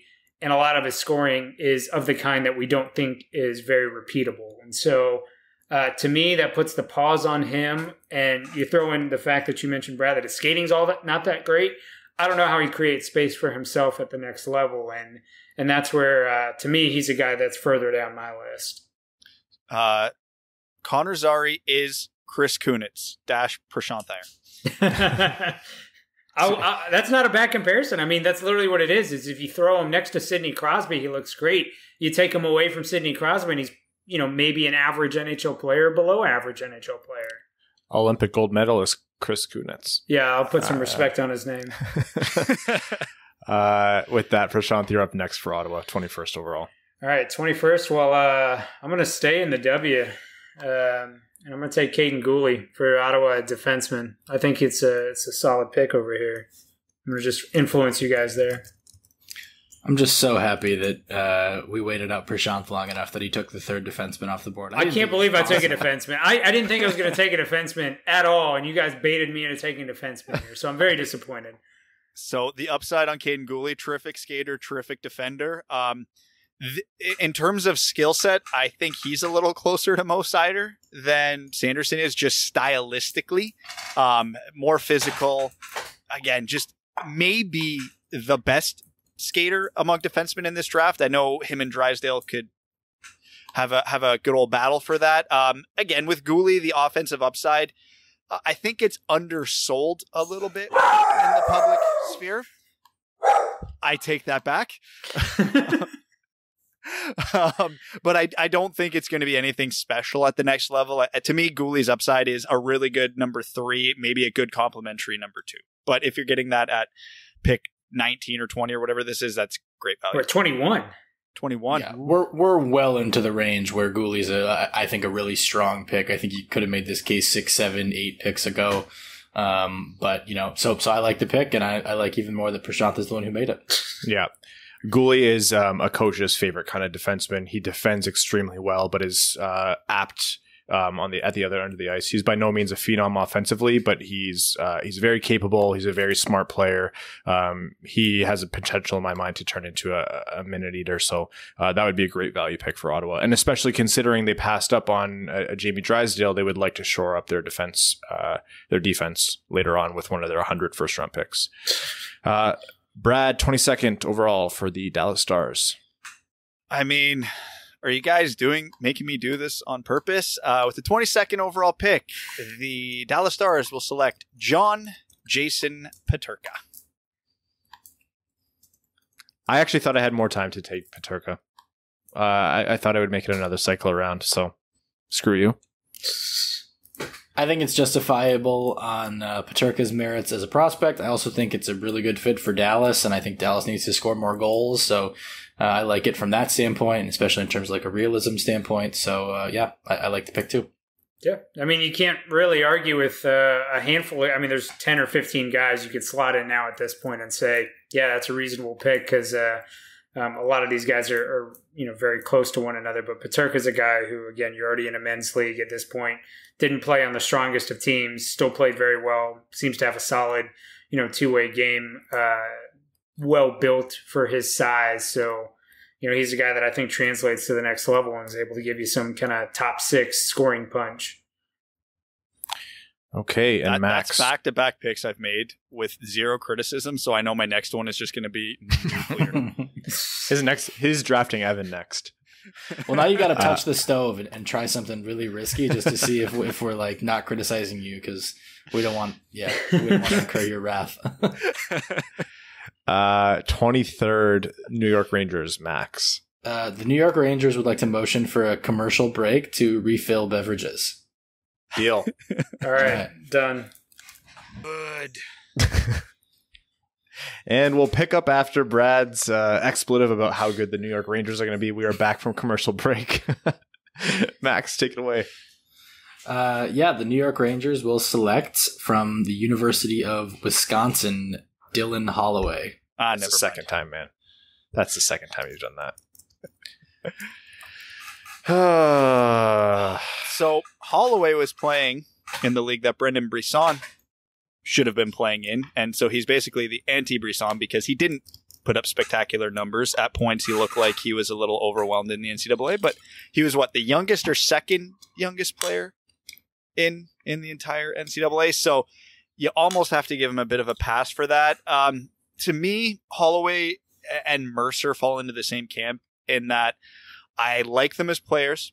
I like their overall game, and I like what they bring, but the upside question remains for me because I have a hard time seeing Holloway being truly impactful on the offensive side of the game. Not bad. He'll contribute, but just I think there's bigger swings that could be made here. I think at this level in the draft, though, the amount of there might be other picks to make, but I think he's a very fine player to select. He might not be the most, he might not have the most potential to be game breaking, but he plays hard. I think he'd be an attractive player for the Rangers to select, especially considering everyone else in that cohort of young players that they'll have. I think it's fair. Okay, and I think I'm up next here for Minnesota because I can't take Dylan Holloway. I am going to go with. I'm going to go with Jeremy Poirier here. That's bold. The boomer bust prospect here. No defenseman shoots more than he does. I think I hate it almost as much as Askarov. Volume shooter, good skill, just horrific defensively. Ryan, did you just pick Madison Bowie? Stop. No. I picked Erik Karlsson. He picked New York Rangers version of Brendan Smith. This is what it is. You should take him and play him at forward. So I mandated a 2-drink Prashanth, and I think our next iteration of these mock drafts, we get a 3-drink Prashanth, and we just see what kind of fires are started. The more you pump in, the more just blunt I'm going to be about these takes. So, is this where Max comes in and is the positive spin on the pick? Yes. No, I'm not wild about this pick actually. No, sorry, just like it is. And that wraps up this episode of the Wingman Podcast. Okay, Prashanth, 25th overall for Philadelphia. All right, Philadelphia is very happy to select Roni Hirvonen out of Liga. I'd also like to add, because I forgot to say it, that when Prashanth said he dislikes it almost as much as the Askarov pick, it is the same team that was technically on the clock. So that's a fun little wrinkle to add in there. Any Minnesota Wild fans listening, apologies. And also, I think Minnesota deserves the number 1 overall pick in this draft. So, Hirvonen, quintessential tiny player with a ton of skill. I think a great risk to take. It's not the first young or first small, highly skilled player that's been drafted out of Finland in recent years. Red Wings fans will be familiar, but not in the first round. So yeah, I like Hirvonen. I'm always kind of partial to the small guy. I think if you have as much skill as he's displayed, he's definitely worth the risk, especially this late in the first round. Of course, there's going to be considerations about how he's going to adapt physically, but when you have that high of a hockey IQ and you play at both ends of the ice, I like the pick. Very underwhelming numbers in Liga would be the concern, but again, as a small underage player, putting up 16 points in 52 games isn't terrible. His international tournaments have been great. Again, with someone as slight as he is, you can't not be concerned because he doesn't have the skill of a Lucas Raymond or a Marco Rossi. So players like this have to come into the league and they're playing a role. And we all know what that role is. And if he's not cracking a 4th line or a grinding 3rd line, depending on the team's philosophy. So he's got to come in and he's got to put up numbers. So it's a boomer bust pick, which is absolutely my philosophy in the draft more often than not. So if it hits, it's a fantastic pick, but there's also a reasonable chance this guy never plays a game. I agree with that. I'm not wild about it, but I think he's kind of in this range of players. I think we're kind of into that next tier down now than the one we just kind of exited. And, anyone picking at the top of that tier is going to be subjecting themselves to some nitpicking over which direction it went. Not necessarily the way I'd have gone, but I can't accuse Prashanth of making this pick based on Hirvonen playing well in the U20 scrimmages, because he's been on Hirvonen all year long. All right, Brad picking notably not third overall, but rather 26th for the San Jose Sharks. The San Jose Sharks are proud to select from HV71, Emile Andre. I love it. Yeah, that's another one of those picks where you can probably reasonably say that he's not going to make it that far. I think he does. I think he does. I think he's a second round player the way it goes. I'd be surprised considering the stock of defensemen, although he's not a big defenseman, so he's not like a coach's dream, so maybe you guys are right here. But, I mean, what was he on Mackenzie's list? He was 67th. He was 67th on Bob Mackenzie's list. Was he that low on Bob's? Yes. Yeah. So I don't think it's necessarily like a crazy reach, and it's definitely the kind of pick that Brad was just talking about. It's a big swing. I'm not crazy about the value, but same thing I just said about Hirvonen would apply here. Yeah, I mean, he's a supremely talented defenseman at his size. The question you're going to have is, at his size, can he skate as well as a guy that's 5'9" needs to from the back end? I think it's a legitimate question to have, but all that being said, his hockey IQ is there. So we'll see. All right, 27th, Max. The anti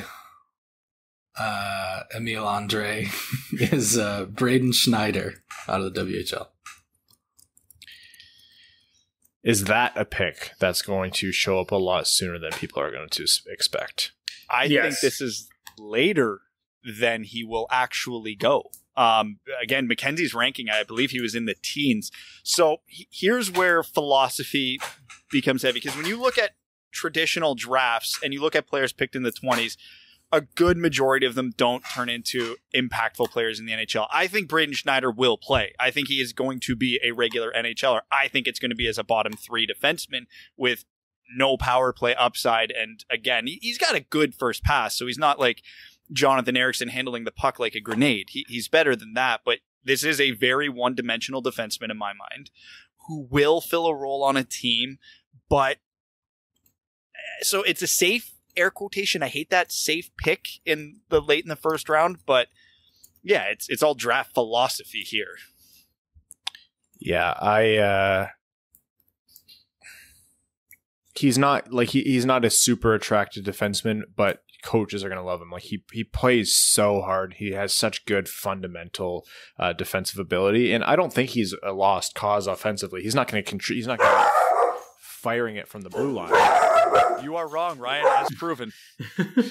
You take that back right now. But I think he can move the puck up the ice, and just by virtue of how well he can defend, and he can either use it through solid positioning or through his physical game, a lot of coaches are going to be banging the table for their GMs to take him. Yeah. We'll see. I mean, I don't love his offensive upside at the next level, but I think he's a very solid defenseman. So. Pick 28, the Vegas Golden Knights are going to take top-end shooter out of Sarnia in the OHL, Jacob Perreault. Perreault is fascinating to me because, to me, he's Noel Gunler 2.0 in this draft with the inconsistency questions. Sarnia wasn't a great team in the OHL, so I'd be curious to see what a player of his skill set would look like playing with better players, quite honestly. Again, great shot, good skill, great sense, a little bit inconsistent with the effort, not the biggest guy, not a great skater. This is a recording. But again, at this point in the draft, yeah, he's the type of player you take a swing on. Yeah, I completely agree. I mean, you can take a swing on him because of his shot, his ability to generate shots. I mean, you said it well, Brad, that he played on a really bad team and wasn't really able to play with a lot of talent around him. And as a result, some of his kind of additional numbers look pretty bad. That being said, if you're picking here at 28 and you're Vegas and you get a guy that's got one of the best shots in the draft, then yeah, you might as well take that swing. Okay. We have Prashanth up next for Washington, 29th. All right. Well, Washington's going to do something similar. They're going to take Jan Mysak out of the OHL.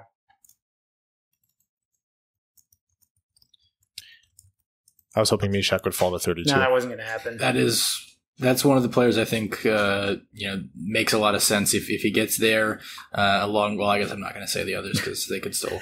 But yeah, no. I mean, and the Mysak case is the exposure to him probably hasn't been as much as it should be, just because he was in the Czech league until he came over midway through the season to the OHL. But I think if I remember right, he's got solid international numbers, and it's just this is the range where if you can find a guy who maybe wasn't on the radar enough at the right time of year, maybe you can find a solid steal. He actually didn't have a crazy World Juniors. I think it was just a couple points, but nonetheless.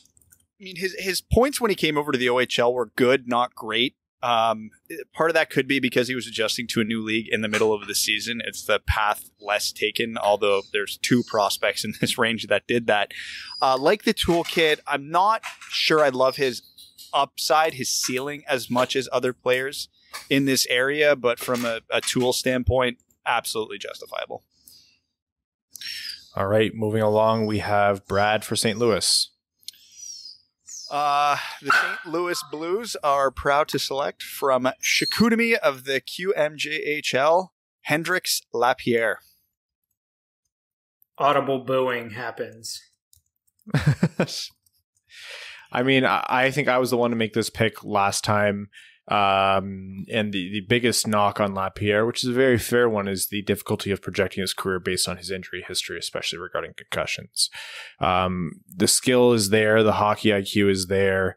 Not an awesome skater, but this is a guy who would probably be ranked a lot higher if not for all the question marks surrounding him. So I'm glad Brad did it, so I wouldn't have to, but if you're a GM who can be convinced by the reports that it was neck issues and not concussion issues, you might have a diamond in the rough here. You potentially could. I mean, this is a guy who was a point per game player last year, and so again, he's a guy that's on your radar. Like I was talking about earlier, you want to have guys that were on your radar early on, but again, not getting a great look at him this year, potentially having concussion issues. It's a lot of red flags for me for a guy that already wasn't super exciting. That being said, we are picking 30th, and you're picking for the defending Stanley Cup champions. So, they can take a swing on a high skill guy, and not worry about it if it doesn't pan out. Look at the Detroit Red Wings drafting history for the last 25 years. That's basically it. So, I don't hate it from the sense that St. Louis is the team that could make that move. But from my standpoint, the red flags are there when you have other guys kind of maybe in the same skill tier that maybe don't have some of those same red flags, namely being the injury history. He is a guy who some analysts had right around that kind of 10 10 to 15 entering the year. Yeah. And so that certainly qualifies from the home run swing aspect. I think this is a kind of player, who, again, you're looking for reasons that maybe they would have gone higher than you think they're going to. And I think his injuries qualify, but you take it with the understandable caution that maybe that's the reason that he never plays a single NHL game, and that's the risk you take. And I think St. Louis is well positioned to take it. Okay, Max, I believe you are selecting 31st, last pick of the first round for Anaheim. Topi Niemela out of Finland. Recency bias. Nah, man, I've been saying this since November. So Topi Niemela is an outstanding pick. I think he's only a little bit behind, what Ville Heinola was the last year as a guy who goes in the 20s in the first round of Winnipeg. So I think he's a very solid defenseman. The numbers, again, when you glance at him, they're not going to be super impressive because he's playing in the top Finnish league. He's playing in Liga. And, a lot of these kids don't get power play time. They don't get the chance to boost their counting stats, and so as a result you're kind of left not being able to utilize those stats to say this is how good they are, this is what they're potentially going to be. But that being said, I think the IQ's there, I think the puck moving's there, I think the skating's there. Give him some minutes. give him, a little bit of time to develop over in Finland, which is great right now. And I think you're going to end up with a really solid kind of second pairing defenseman. I do like Niemela. The only thing that leaves me wanting is obviously everything he did in Liga, he gets full credit for. Not great international numbers, all things considered. I would have liked to have seen a bit more there, but that's just sample size. He has 2 bad weeks in the year, and it tanks all his international play. So I like the player. Again, type of pick in this range I like. You're betting on the skill, and I will never disagree with that. Okay, and for pick 32, the Red Wings' second pick here, I'll give you mine, and then you guys beat me to death mercilessly, and then maybe we all offer our picks as to who to take. And this is one I'm torn on. I don't know. I think I'm going to try to use the excuse here of maybe this is something that the Steve Yzerman would do rather than what I think I would do. I'm going to go with long defenseman out of Modo, William Wallander here. I hate it. You should feel bad. I said long intentionally because I got Max to crack there. Olive didn't like it. Olive hates that pick. Yep. I mean, Wallander to me, fine player. Upside, I just don't see it. At this point, there are at least a half dozen forwards I would take a swing on from a skill standpoint. Will Wallander play in the NHL? Sure, probably. Will he be super impactful? I wouldn't bet on it, but again, it's 44% of second round picks make it. So, I mean, hopefully this is a safer pick and you get some value out of him, but don't love the upside. Should we all give alternative picks and then it kind of rounds it out, or is that the best move here? Yeah. Okay, Brad, you go next. If this is me picking here, I'm going to Barry of the OHL and I'm taking Tyson Forster. That was who I was torn between. It was Forster and Wallander. Basically Ovechkin 2.0. So, I mean, the guy's got a... I mean, sort of seriously, if you look where the guy shot the puck, it literally was from the OV spot the entire season. I mean, the guy's got an outstanding shot. It's one of the top 5 shots, I think, in this draft. So, you're, again, betting heavily that that's going to be able to translate. Now, the question is, are you getting Timu Pulkkinen, or are you actually getting a player that contributes at the next level? We'll see there. Obviously, Forster's skating is better, but I think it's an interesting pick. I'm going Murat Husnudinov, and I think he's a guy who... Oh, wait, can I analyze this, or I have to let you guys do it? No, you can do it.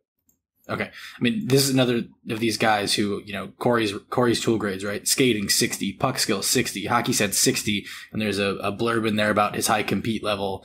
To me, he's small, but I think he's 5'10", 176. That's, it's not Marco Rossi built, but it's not twiggish either. And I'm fine betting on all those tools and traits, just as importantly when we're talking about the intangible and the compete at this point in the draft. I mean, Kuznetsov falls in with Hirvonen.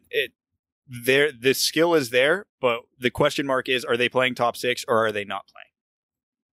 Yeah, I mean, it's a valid question. Another great option here, if you're going to look defenseman, would have been Ryan O'Rourke as well. Yeah, I think O'Rourke is solid. I think he's in the range here to consider. I mean, there's a lot of guys I think you could put here. 20 different guys. Yeah, so if you want to know who any of our preferred targets are for the second round for pick 32, any one of the first 31 picks that we made today that fall to the second round would be the arbitrary answer. Probably like 25 each or 26 each or so, right? Yeah, just about. A few guys in there. Yeah, I mean, for what it's worth. Sorry, I was just going to round it out that, to throw out a third guy, since the guy I would have said would have been Husnudinov. Daniel Torgerson's, I think, another guy to consider here out of the super elite. Huge forward, 6'3", 205 pounds, big, great skater. I think he's a guy that has shot up draft boards, honestly, and I think he's got almost a Johan Franzen type skill set to him, minus Franzen's shot, which is important. But that being said, I think he's got that kind of skill, or really tool bag available. Prashanth, if Askarov was there at 32, you wouldn't take him? 160th. I told you, 160th or later. Dead serious. You'd be shot. I mean, the fans will kill you. The fans would kill me, but they would love me in 5 years when Askarov is either overpaid or not in the NHL. What about Jake Sanderson? Oh yeah, I mean, I'd take him there at 32. I mean, he's higher up on my board. I mean, hell, Max just made me do a 45-minute podcast justifying Jake Sanderson. So, just kidding. It was my idea. What was the drink barrier on that episode? I didn't have any drinks before that because, I just got home from work. So I had to do that one completely without any alcohol. So that was unfiltered, uninebriated thoughts. All right. Well, that has been the first 32 picks mock draft between ourselves and our friends Max and Prashanth from the Athletic Detroit. I'm sure because of the big weight pronoun here is this won't be the last iteration of this. We're going to have plenty more to talk about leading up to October. But for now, thank you guys for joining us. Not you, Prashanth, because I think that you railed on me more relentlessly than anyone else today. And until next time. Thanks for having us, guys. Well, I regret taking Wallander where I did. I regretted it the moment it came out of my mouth. I regretted it the moment you guys started giving your picks. I regretted it. He wasn't even the next up on my rankings. I don't know why I did that. And that's the beauty of mock drafts. And that's why we're going to do more of them. You pulled a Max where you were just making picks that you knew were going to get a reaction out of everybody else. Yeah, maybe that's what I was doing. Yeah, Brad, that's what I was doing. I was trying to get a reaction out of you. Although I was loving egging Prashanth on. To be fair, though, you probably knew what it was coming either way when Prashanth and I made a pact at our break to just boo the hell out of whoever you picked. It could have been my exact pick. I was still going to rip you for it. Yeah, screw both of you. You deserved it. You were trying to justify your picks. Get up, make your pick, and shut up. You know what they did though? You all did a lot of justifying of your picks. I did maybe one, and it was minimal. Don't you lump me into that. What was the best pick of that mock draft? Every one I made. Who picked first? Was it me? No, Prashanth. So he wins by default. Yeah. What we didn't know is Evan was in the room with me 6 feet away making all of his picks, and he was writing all of them down. He's just had his clipboard writing them down and going, oh, no, that one wasn't good. Who'd I pick Lucas Reichel for again? I don't know. I don't have the list in front of me anymore. Okay, you'll have to go back to the episode and listen. I was happy I got both Germans where I did, so I'm going to go with those two. I knew you would. I knew you would walk away with both of them. I knew you wouldn't let it happen again where one of them got away from you. Yep, no chance. And I didn't even have to go in the early teens. Do you think they're going to go around that same range in the actual draft? My gut's telling me Reichel will. I think Peterka might slip a little bit. Okay. Well, with that, so we've talked about Seattle, we've done our mock draft, and we are now going to get to overtime, which on this midweek episode of the Winged Wheel podcast, even though it is very late on a Thursday, is Patreon exclusive. We are going to start with the Lindstrom Stan Club. He says, if you could choose any mirror image of a former Red Wing in this draft, who would you choose? I mean, I'd probably say Lidstrom. I know both Gordy and Eisman on the table. That could be blasphemous, but having the second best defenseman of all time would improve us a lot. Keep calm and realize how great Gustav Lindstrom is and stand him always. Welcome to the Kraken. It's the only logical name. Now let's have a big rivalry between the Wings and the Kraken. Wow, the Kraken and Lidstrom all in one. Whew, that's serendipitous right there. A little bit. A little bit. It has been, the prophecy is self-fulfilling. If you could select the mirror image of any Red Wings player in history to help this team right now, it would definitely be Nicholas Lidstrom, because there'd be no bigger single impact on the team than having the best defenseman in the league on your team right now. Yeah, it's tempting to go with a true first-line center. But yeah, I think the left side of Detroit's defense isn't great, and he's the second best defenseman of all time, so how could I argue against it? Connor Leighton with a really insightful comment, and one that I think Evan and I should answer first. He just says Trebucket. I'll never not be funny. You better be careful. People might start posting Cthulhu everywhere you go now. Yeah, I feel okay. Just your average teach. Oh, what was it that I say? I say, and I think it was Keith on Twitter called me on this, and it's very fair. And Mel started laughing because I do it. I say consequently. I constantly say it consequently. And it's because I read the word a lot before I ever actually said it out loud. Same thing. And it's not consequently. And I say it like sequence. So I can say consequent and consequently, and it's been throwing people off. And I don't even realize that I do it. So you guys decide if that's as bad as Trebucket. I should start listening to you when you talk so I can pick up on these things. I implore you to not. Mel has started to do that, and it's super annoying because then she throws things back at me that I have said, and I don't like that. I've actually explicitly asked her to not, so I would appreciate it if you didn't. Just Your Average Tej says, you guys are charged with making a mascot for the Wings that can't be an octopus. What is it, and why is it a bastardized version of Gritty since they bastardized our logo? Oh, I'm just taking the Little Caesars mascot and making it Danny DeVito. Yeah. Like a grotesquely like accurate human version of that logo, like messed up proportions and triangle head and all. That's what we want. No, I'm literally just hiring Danny DeVito and deploying him in that uniform in the arena.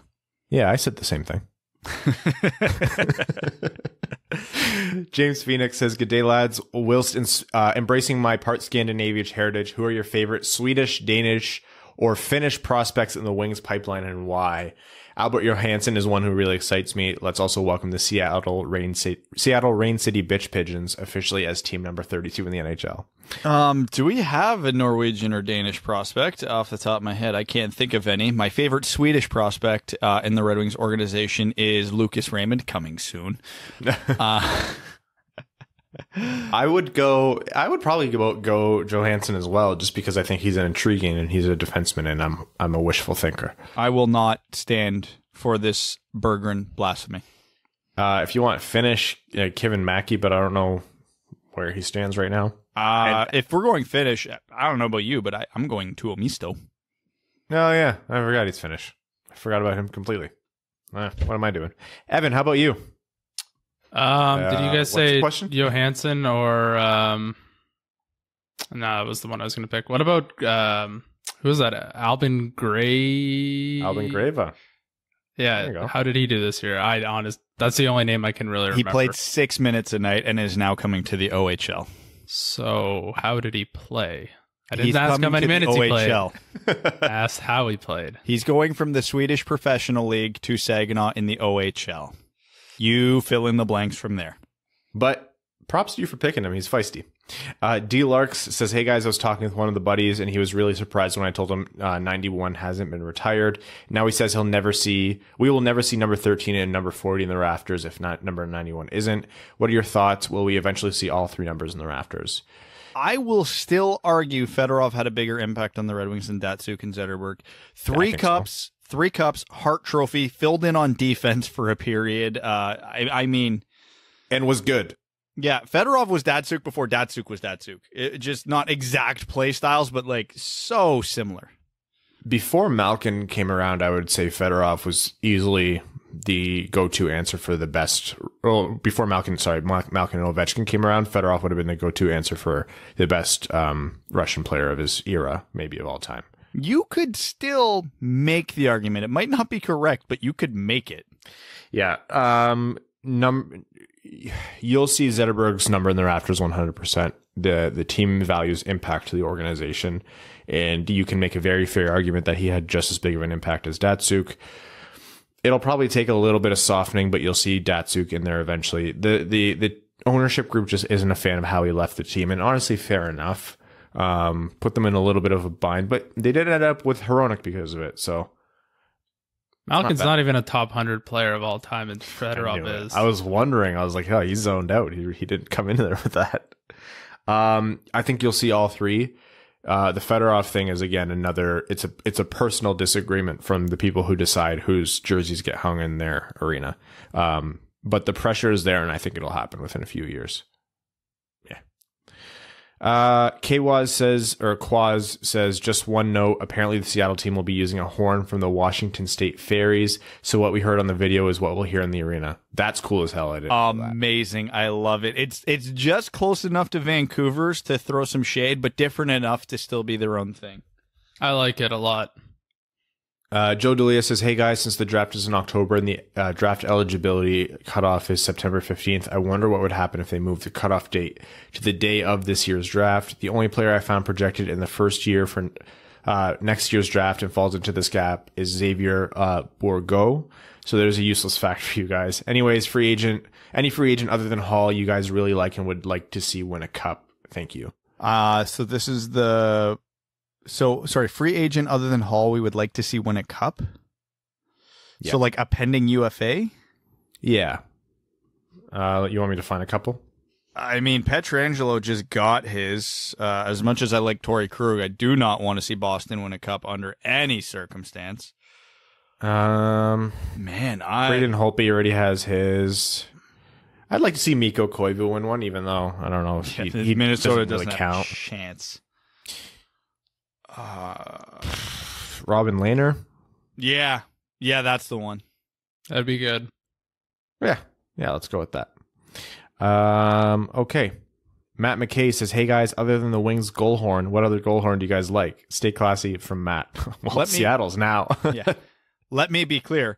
I do not like the Red Wings goal horn. They tried to replicate the Joe, and they made a shitty knockoff version. This is every knockoff cereal you ever received when you asked for Fruit Loops. That's what the Red Wings' current goal horn is, and their method of fixing it when the fans complained about it after the first year was to make it louder.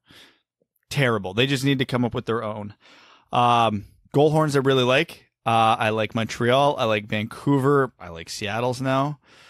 I'm one of the few, I think, who actually likes Washington's police siren. I like that it's unique. Yeah, it's different. It's different. I'm a fan. I'm just trying to think of some of the other bad. Buffalo's is classic good. I don't know. I can't in my head. I'm just running through all the teams, and I'm like, do I like this one or do I not? The thing is, there's not many that I can definitively say I don't like. Right? Yeah, no, I don't. The shorter list would be what's a bad one other than Detroit's? Detroit's is a recording of their old one, which is why it doesn't work. And apparently, like they don't produce the same kind of horn, and it's hard with acoustics to get it to sound the same way. And I understand all that. And my take on it now is just find something different. If it's gone, it's gone. The recording isn't cutting it, and they might be doing that. We don't know. I don't know. There's always like generic goal horns that are immediately cut off by like a stupid song. I hate when goal horns immediately are played over by a song. Columbus is super. They have the horn and then they cut so quickly to AC/DC and then the cannon. I hate it. I like trying to slap you in the face with noise. Yeah, it's like the concept they have could work, but the way they do it, it doesn't. Okay, Nick Hill says, I've been recently getting into Rocket League and I've noticed that watching people play, it feels like watching a real sport. Are there any esports that you guys get into? I was super into Counter-Strike for about like 3 or 4 years. When did you stop? When I saw some daylight again. There's some times when we're like, all right, what time are we recording tonight? And you were like, have a Counter-Strike tournament. And I was like, okay. I was a big Fnatic fan when they were in their heyday. There's also a team from Sweden called Ninjas in Pajamas. Oh, that's sweet. Yes, very good. So, sorry to get off the topic of e-gaming because I'm so interested, but I was just scrolling through Twitter because I'm so out of video games. Nashville tweeted about Seattle's profile, and apparently their caption is, now that we have a name, we're strategizing all the ways to draft your favorite player. Yeah, it's hysterical. That's amazing. They are on the line of like funny, like down to earth social media team as long as they don't progress to like Vegas's level. Yeah, like don't overdo it, but so far they're killing it. Okay. Yeah, I don't know. I never really got into like the professional esports, like watching it too seriously. For a long time, I would just put any gaming stream on in the background. I didn't really care what they were playing. It was just kind of background noise for me.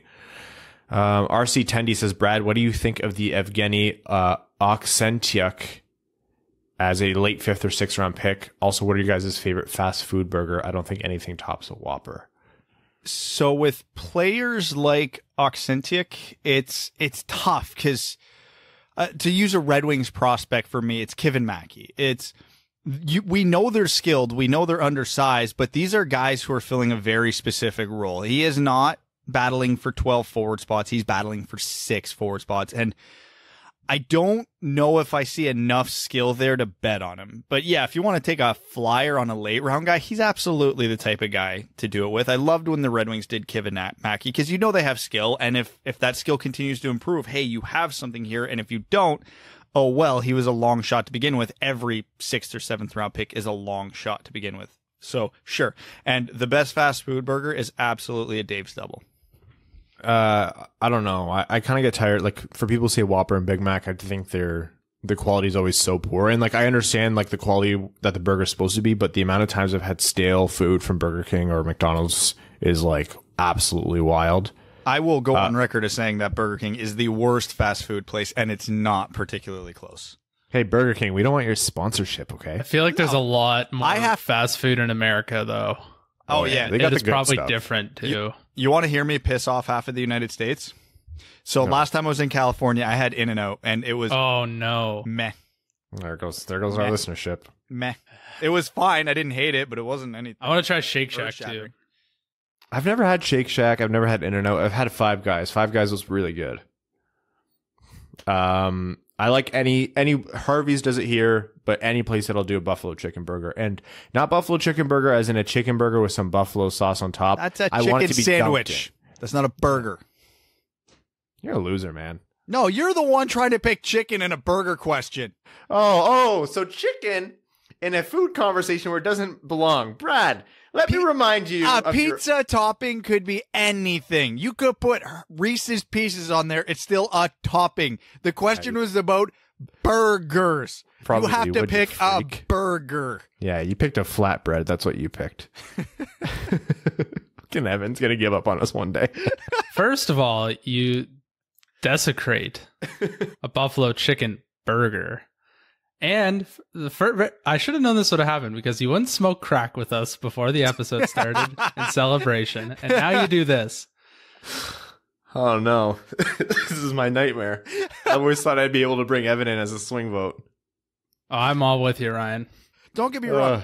I am a good buffalo chicken sandwich is in the elite tier of foods on the face of this earth. I am not arguing their quality at all, but it is not a burger. Well, as Brad beautifully dies on yet another hill, I'll move on to the next question. Chris Smith says, Rain City Bitch Pigeons just announced they'll change their team name to the Seattle Kraken, and I hate their jerseys. I read it took 2 years to really solidify the suction cup placement on the S. So I was watching some Connor McDavid highlights, and I thought about something horrible. Let's say it's a 1-3 with equal quality goalies on each team. It will be a make it, take it scenario where the play starts in the possession of the team that most recently scored, and the game starts in the team with one player's end, the 1 being McDavid, the 3 being any combination of defensemen that played for the Red Wings last year. That means no cider. Who wins? So it's a 1-on-3, 3 Red Wings defensemen against McDavid. And who starts with the puck? McDavid. Oh, he wins because it's Hronek, and then your best bets are what? Cholowski and Nemeth and DeKaiser. Yeah, good and luck with that. 3-on-1. They'll never touch the puck. 3-on-1. Probably the 3 because it's still a 3-on-1. But if you even questioned it, we suck. I assume each team gets a goalie, right? Yeah, equal talent. Yeah, McDavid's winning. I'm off to accept my award for community leadership. I've worked really hard over my life through volunteering and attempting to create a better culture in my community, and I'm so excited. Don't mean to toot my own horn, but I'm proud of finally being recognized for chasing a woman with my bare ass cheeks in a bar. Oh, that's funny. I was so confused. I was like, I don't understand what's happening. He's doing an Austin Matthews thing. Yeah. That's still dumb. Cameron Swick says, science fiction time. One theory about alternate/multi-universes is that a new universe is created for every decision you make. For example, if I had Burger King for lunch, very Burger King heavy episode, a new universe would be created where I didn't have Burger King for lunch. So in this alternate universe, let's say Stevie doesn't leave Tampa and come back to Detroit to be GM. Is Holland still GM? Is Blash still head coach? What happens if Stevie never came back? Yes, they both are still in the same positions. And quite honestly, not a lot would be different. The one thing that I think Stevie really changed that Ken Holland wouldn't have is Robbie Fabry wouldn't be a Red Wing. That's the one move, I could go, yeah, that's a Steve Yzerman only thing, because Ken Holland wouldn't have been looking to add this season. And in a lot of ways, nor should he have, because Stevie's made a lot of swings on players and only one of them hit, but hey, it hit well, so you can't argue. But yeah, I don't see Holland making any of those moves. The team is still a disaster either way. Kyle Sanders says, well, they did it. The Seattle Kraken is a thing, and I'm all for it. On to the mascot discussion. If the team mascot for Seattle isn't a vaguely phallically shaped squid creature called Phil McCracken, then what's this all been about? Moving on to F1. He says, Ryan, do your best to mimic the F1 theme song. Ferrari is a burning cesspool right now. What would you say their NHL equivalent is for a team that was supposed to contend but instead turned to trash? My nomination is San Jose. San Jose's good. Toronto, a lot of years, probably would have been a better example. Any year where Toronto has this roster and doesn't win, that's Ferrari. Also, Renault bringing back Alonso is pretty hype, and I don't know how to feel about it. Max going from running into the wall before the race to second place was pretty wizard. As a Red Bull fan, I flip my shit. And finally, Vettel, where is he going? Is it going to be Aston Martin next year? Who knows? Maybe a quick trip over onto Williams. That would be cool. Or is he going to hang it up? Golf guy, predictions on where Sebastian Vettel is going to go next year. Some of my friends who are F1 fanatics said they would hope BMW makes a team and he goes there. Oh yeah, BMW wants to come back, but then that's great, but I don't think it's very likely right now. I don't know anything, so that was just the only bits of information I have. I think they'll be happy that you gave a genuine answer. I think the answer is Aston Martin, and they're going to have to buy out Perez, and because Lance Stroll isn't going to get kicked off his dad's team. Anywho, cream cheese is just cow fudge. Change my mind. Bye. Well, I won't stop eating cream cheese. Austin Heuser says, gents, let's say a capstrap team wins the first overall pick, Toronto, Vancouver, etc. What are the chances they trade the 1 in a bad contract to move back to 4 and gain their much needed cap relief? 0. Less than 0. Is this thinking too far outside the box? That team still gets a top 4 pick and we get Lafreniere. Also love the Kraken name and sweaters. Can't wait to go catch a Cephalopod Bowl at the Crack House in Seattle. Let's go Red Wings. They'll keep Lafreniere until his rookie contract runs out, and then they'll move everyone. Tavares, a Marner, a Nylander, anyone but Lafreniere. You don't move Lafreniere at this point. You make him a firm part of your core, unless he falters, in which case... Okay. Michael Barry says, hey guys, since it's a mock draft thread, I'm going to try to get Brad to move Lucas Raymond down from 4. 1, how do you respond to the fact that Elias Anderson scored more points than Lucas Raymond in the SHL in their respective draft years? Ice time. Brad, that's... and then in parentheses, Brad, he says, if Brad brings up ice time, make sure to mention that Frölunda finished 7th of 14, and ask him why Raymond didn't play himself into a more prominent position. Because teams with talented rosters still manage to underachieve, and he was a 17-year-old in a professional league. Do you think he earned the trust of his coach? No, because he's a 17-year-old small-skilled forward who is still learning a lot in his defensive zone. Even I will not praise his defensive work yet, and when you're playing in a men's professional league, yeah, the coach has to be able to trust you at both ends of the ice. Number 2, Brad, how about how much ice size factors into how good Raymond looked on the ice? Because when Cole Perfetti played on the same ice in the 2019 Hlinka Gretzky Cup, he lit it up, scoring 12 points, compared to Raymond's 7 points in the 2018 Cup, and Raymond didn't participate in the 2019 Hlinka. Raymond also looked incredible on North American ice, so I don't think it really matters for either of them, if I'm being honest. 3rd, finally, player development. What is harder to develop, skating or shooting ability? For me, a player can always improve their skating ability as they can meet with a skating coach or work out in the gym, especially Perfetti, as he looks like a 13-year-old. Whereas I believe shooting is a much tougher skill to develop, and Perfetti already has the edge on Raymond. So I actually agree with that inherently. So as someone who's currently trying very hard to improve on both, it's harder to improve on skating. Because you can always get stronger, but strength helps your shot. I would say in the last 2 years where I'm just relating this to myself because, of course, that's going to make me biased. I have had way more success in improving my shot than my skating, but admittedly, my skating's always been a little stronger than my shot, so I had more room to grow on the one end. But, I mean, skating technique, when you get going and you have the puck on your stick, it is very hard to focus on what's happening with your feet when you're focusing on what's happening around you. And it's easy to say, well, yeah, that's why when you're not in a game situation, of course you're right, and you try to form the habits, but it is that's why when you see a lot of scouts say, yeah, he's a fine skater, but his stride breaks down, that's what's happening there. And it is a lot harder to fine-tune skating. Anybody can develop a shot, and I do mean anybody. It will never be to the level of Patrick Laine or Alex Holtz, but you can make it a weapon even if it's not. Sam Bengston says, release the Kraken. Jonathan Melhuish, sorry, Jonathan, if I'm saying that wrong, but welcome. You're a new patron, so welcome to the Dub Dub family. Says, hi guys, new fan of yours from England. If there's only one rule in hockey you could change either on ice or contracts, what rule would you change and why? A dull one would be to move players to unrestricted free agency sooner. I think the opposite because I'm a fan of parity. But, I mean, I'll die on this hill. Offside and goalie reviews are the worst thing that's happened to hockey in the last 5 years, other than, the pandemic. Just get rid of them. Get rid of them. If the naked eye can't tell, it didn't impact the play. Isn't there something going on with all the Toronto signing bonuses, like all the money's in signing bonuses or performance bonuses or something? Yeah. And people are pretty upset about that most of the time. Because it makes cash-rich teams more able to sign free agents to lucrative deals. Yeah. I could get rid of that. Cognitive Test says, G'day Duds. Well, Mr. Ryan Hanna Prick Show. Would you like to use this time to issue a formal apology for your heinous comments last episode about the hashtag Elite One? Show a backbone, own your mistakes, and grow as a person.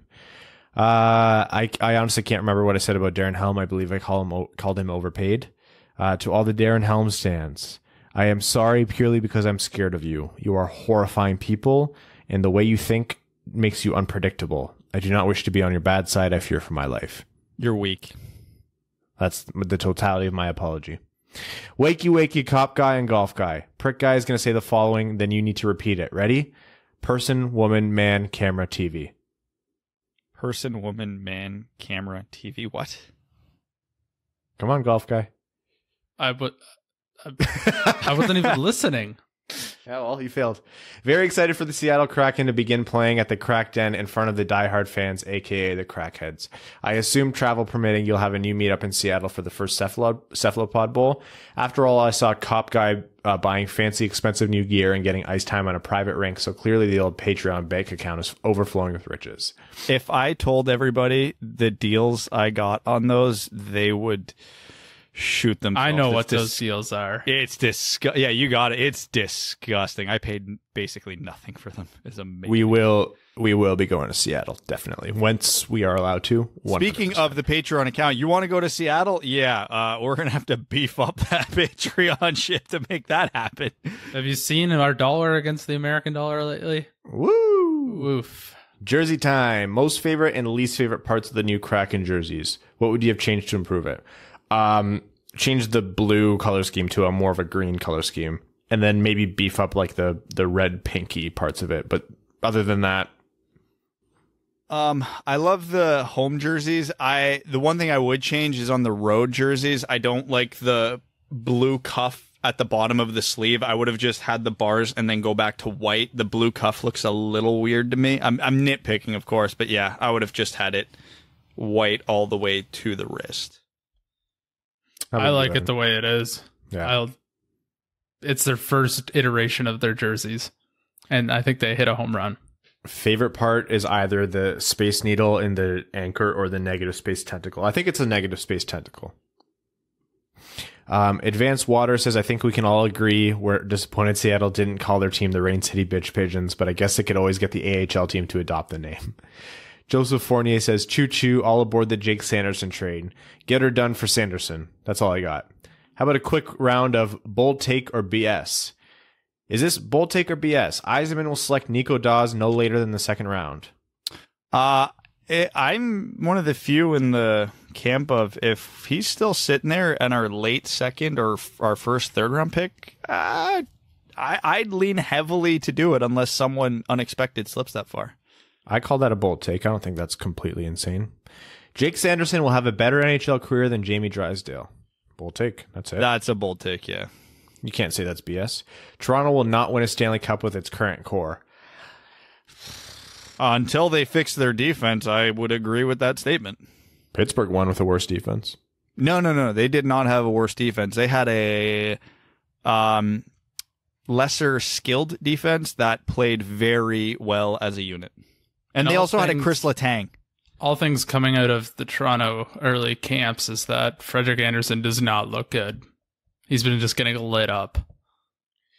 I call it a bold take, but not by much. Owen Power will be the number 1 pick in 2021. I don't know if his offensive upside's high enough to get him there, but if that rounds out this season with the rest of his tools, oh yeah, that's well within the realm of possibility. Evan Pardo says, what are the things that make you most excited for next season for the Wings? Mort Seider, Philip Zadina, and Joe Veleno. Prospects. Yes. Fine. We'll go with the non-prospect answer. Finally having a captain. Oh, yeah.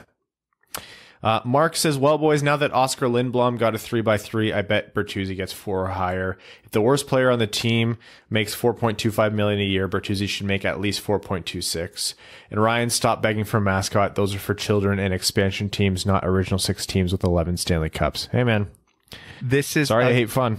This is a game. Hockey is a game. Games are for children. We're professional children. Anyways, Brad, I'm waiting for your hockey videos, and Evan, please no golf videos. A bunch of guys had their GoPros out tonight, so I'm hoping to siphon some of theirs. I was so rusty, 90% of it I would like to throw in the trash, but the 3 good shots I took tonight, I'll post them. Yeah, Brad will be editing those in Paint for a long while, so you'll make. Oh, I'm not doing anything. He's gonna have Power Man 5000. Let the bodies hit the floor. Has the music on the video. Oh, the cross blur effect. From every clip, it's just going to be a star wipe transition. It's going to be his Adam Houseleague picture as the thumbnail. The opening intro scene is that blue screen that everyone used to have. The Windows Movie Maker screen, yeah. Thanks for watching. First of all, Ryan, my Instagram bio picture is a minor hockey league picture of me for the laughs, so I feel attacked. So thanks for that, dickhead. I'm actually surprised you were ever a child. I thought in wartime when you were born, you weren't allowed to be a child. You had to instantly become a man and go serve. How was Vietnam? It wasn't great. Historically accurate. Okay, with that, we're going to wrap up this episode so I can try to sleep at some reasonable hour tonight. We're going to thank all of our listeners, our name level sponsors, the septic tank of that bitch, Carol Baskins, Greach, Jeremiah Dobo, Jake Kiefer, Lindstrom Stan Club, Brad Smith, Andrew Bohan, Scott Martin, Jacob Turner, Matt McKay, Brandon M., Matthew M. Rice, Luke Johnson, Clayton Van Dyken, Kalen Wood, Hassam Al-Qassem, Arjun Shaker, Charlie Elkins, Hannah Lee, Birthday Boy Trev, Chris Ripley, Alex Ott, Ashley Van Conant, Chris Frank, Connor Leighton, Danny Jr., Matthew Keeler, Simon Anderson, Antonio Gracias, John Evans, Quaz, and Stan Olson. Thank you guys, and we will see you on Sunday. Thanks for tuning in to the Winged Wheel Podcast. Be sure to check out wingedwheelpodcast.com, where you can subscribe to the show on iTunes, Spotify, or wherever you get your podcasts. You'll also find links to other ways to support the show, such as Patreon, official podcast apparel, and more. And don't forget to follow the show on Twitter at Winged Wheel Pod. And of course, the hosts at Brad Crisco, at Ryan Hanna WWP, and at Hockey Town Evan.